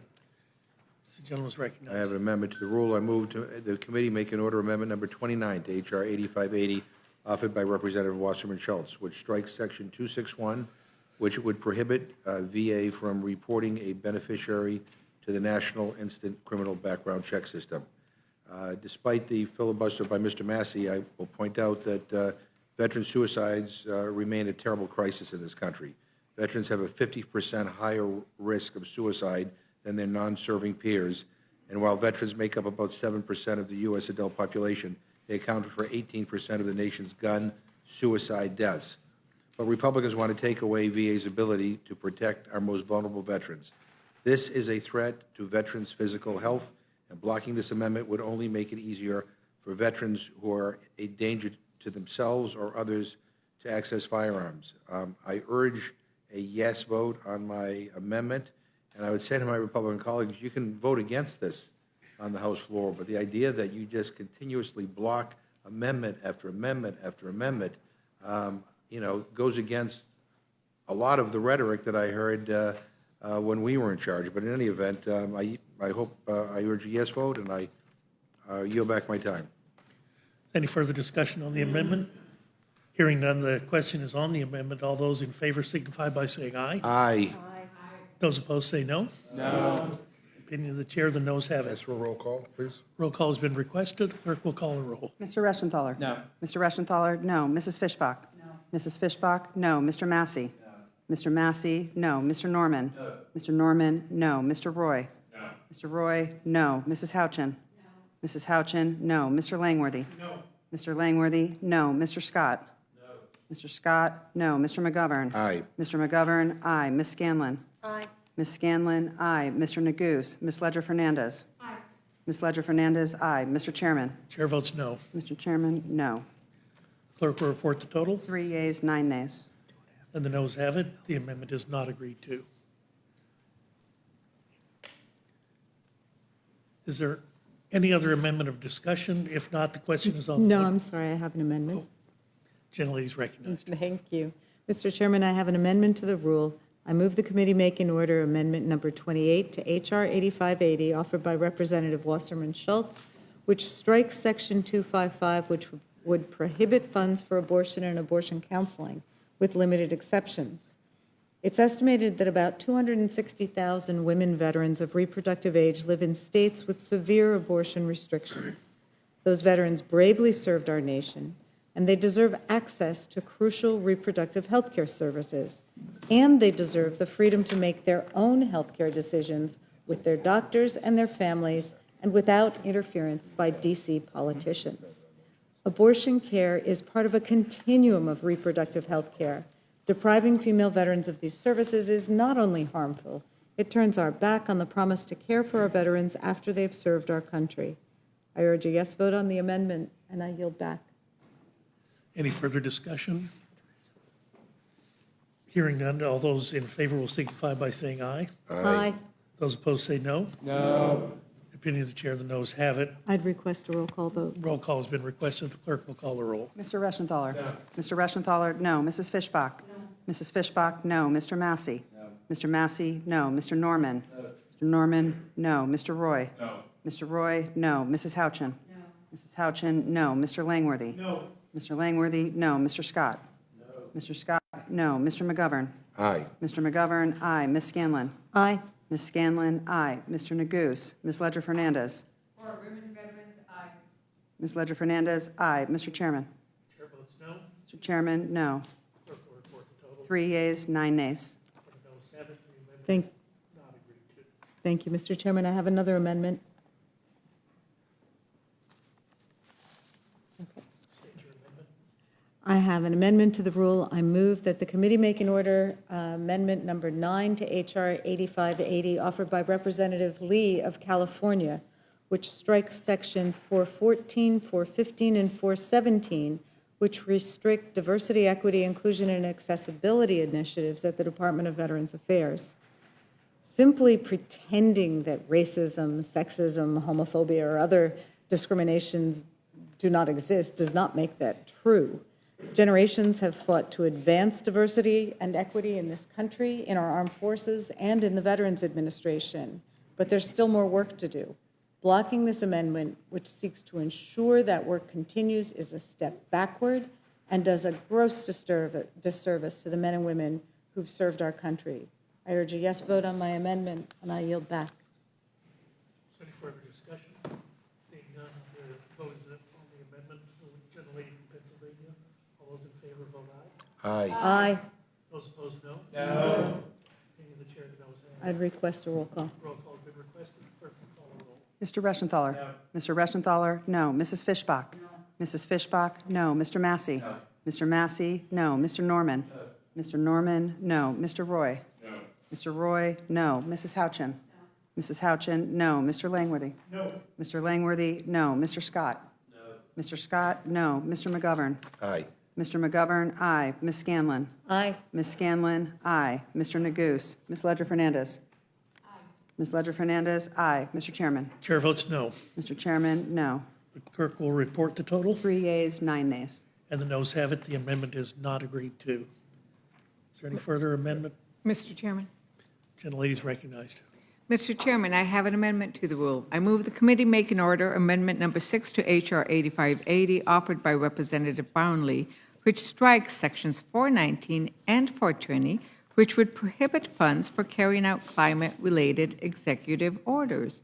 Not only does this bill have no dedicated funding for climate change and resilience to mitigate the risks of climate change to military installations and ensure installation readiness, this bill prohibits the use of funds to carry out executive orders related to climate change. In our debate early on, we actually had Mr. Corridor call it common sense to make sure that we built our facilities and rebuilt our facilities to accommodate the tornadoes, the hurricanes, the rising seas, leaving our military families and installations vulnerable to those kinds of weather calamities that we face does nothing to help our veterans or service members and puts us at risk. I urge a yes vote on my amendment and yield back. Is there any further discussion of the amendment? Hearing none, the question is on the amendment. All those in favor signify by saying aye. Aye. Those opposed, no. No. Noes have it. Recorded vote has been requested. The clerk will call a roll. Mr. Reschenthaler? No. Mr. Reschenthaler, no. Mrs. Fishbach? No. Mrs. Fishbach, no. Mr. Massey? Mr. Massey, no. Mr. Norman? Mr. Norman, no. Mr. Roy? No. Mr. Roy, no. Mrs. Houchin? No. Mrs. Houchin, no. Mr. Langworthy? No. Mr. Langworthy, no. Mr. Scott? No. Mr. Scott, no. Mr. McGovern? Aye. Mr. McGovern, aye. Ms. Scanlon? Aye. Ms. Scanlon, aye. Mr. Neguse? Ms. Ledger Fernandez? Aye. Ms. Ledger Fernandez, aye. Mr. Chairman? Chair votes no. Mr. Chairman, no. The clerk will report the total. 3 yeas, 9 nays. And the noes have it. The amendment is not agreed to. Mr. Chairman, The gentleman is recognized. I have one more motion. I move that Kelly can't leave the Rules Committee.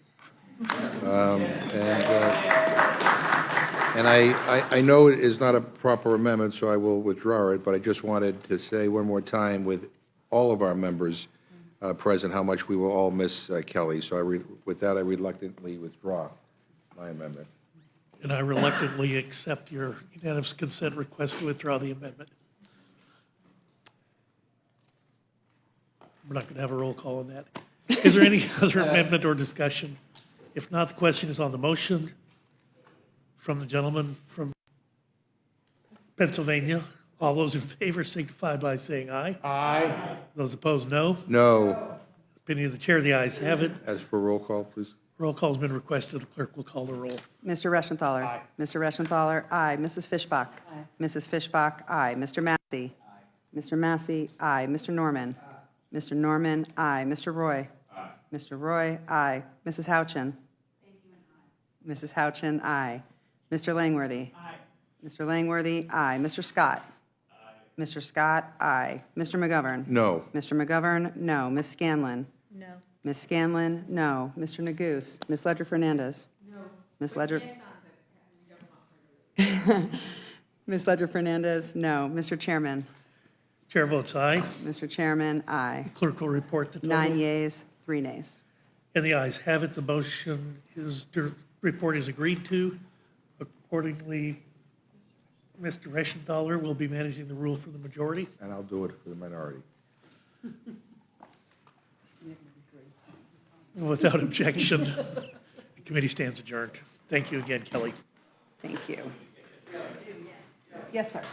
Thank you.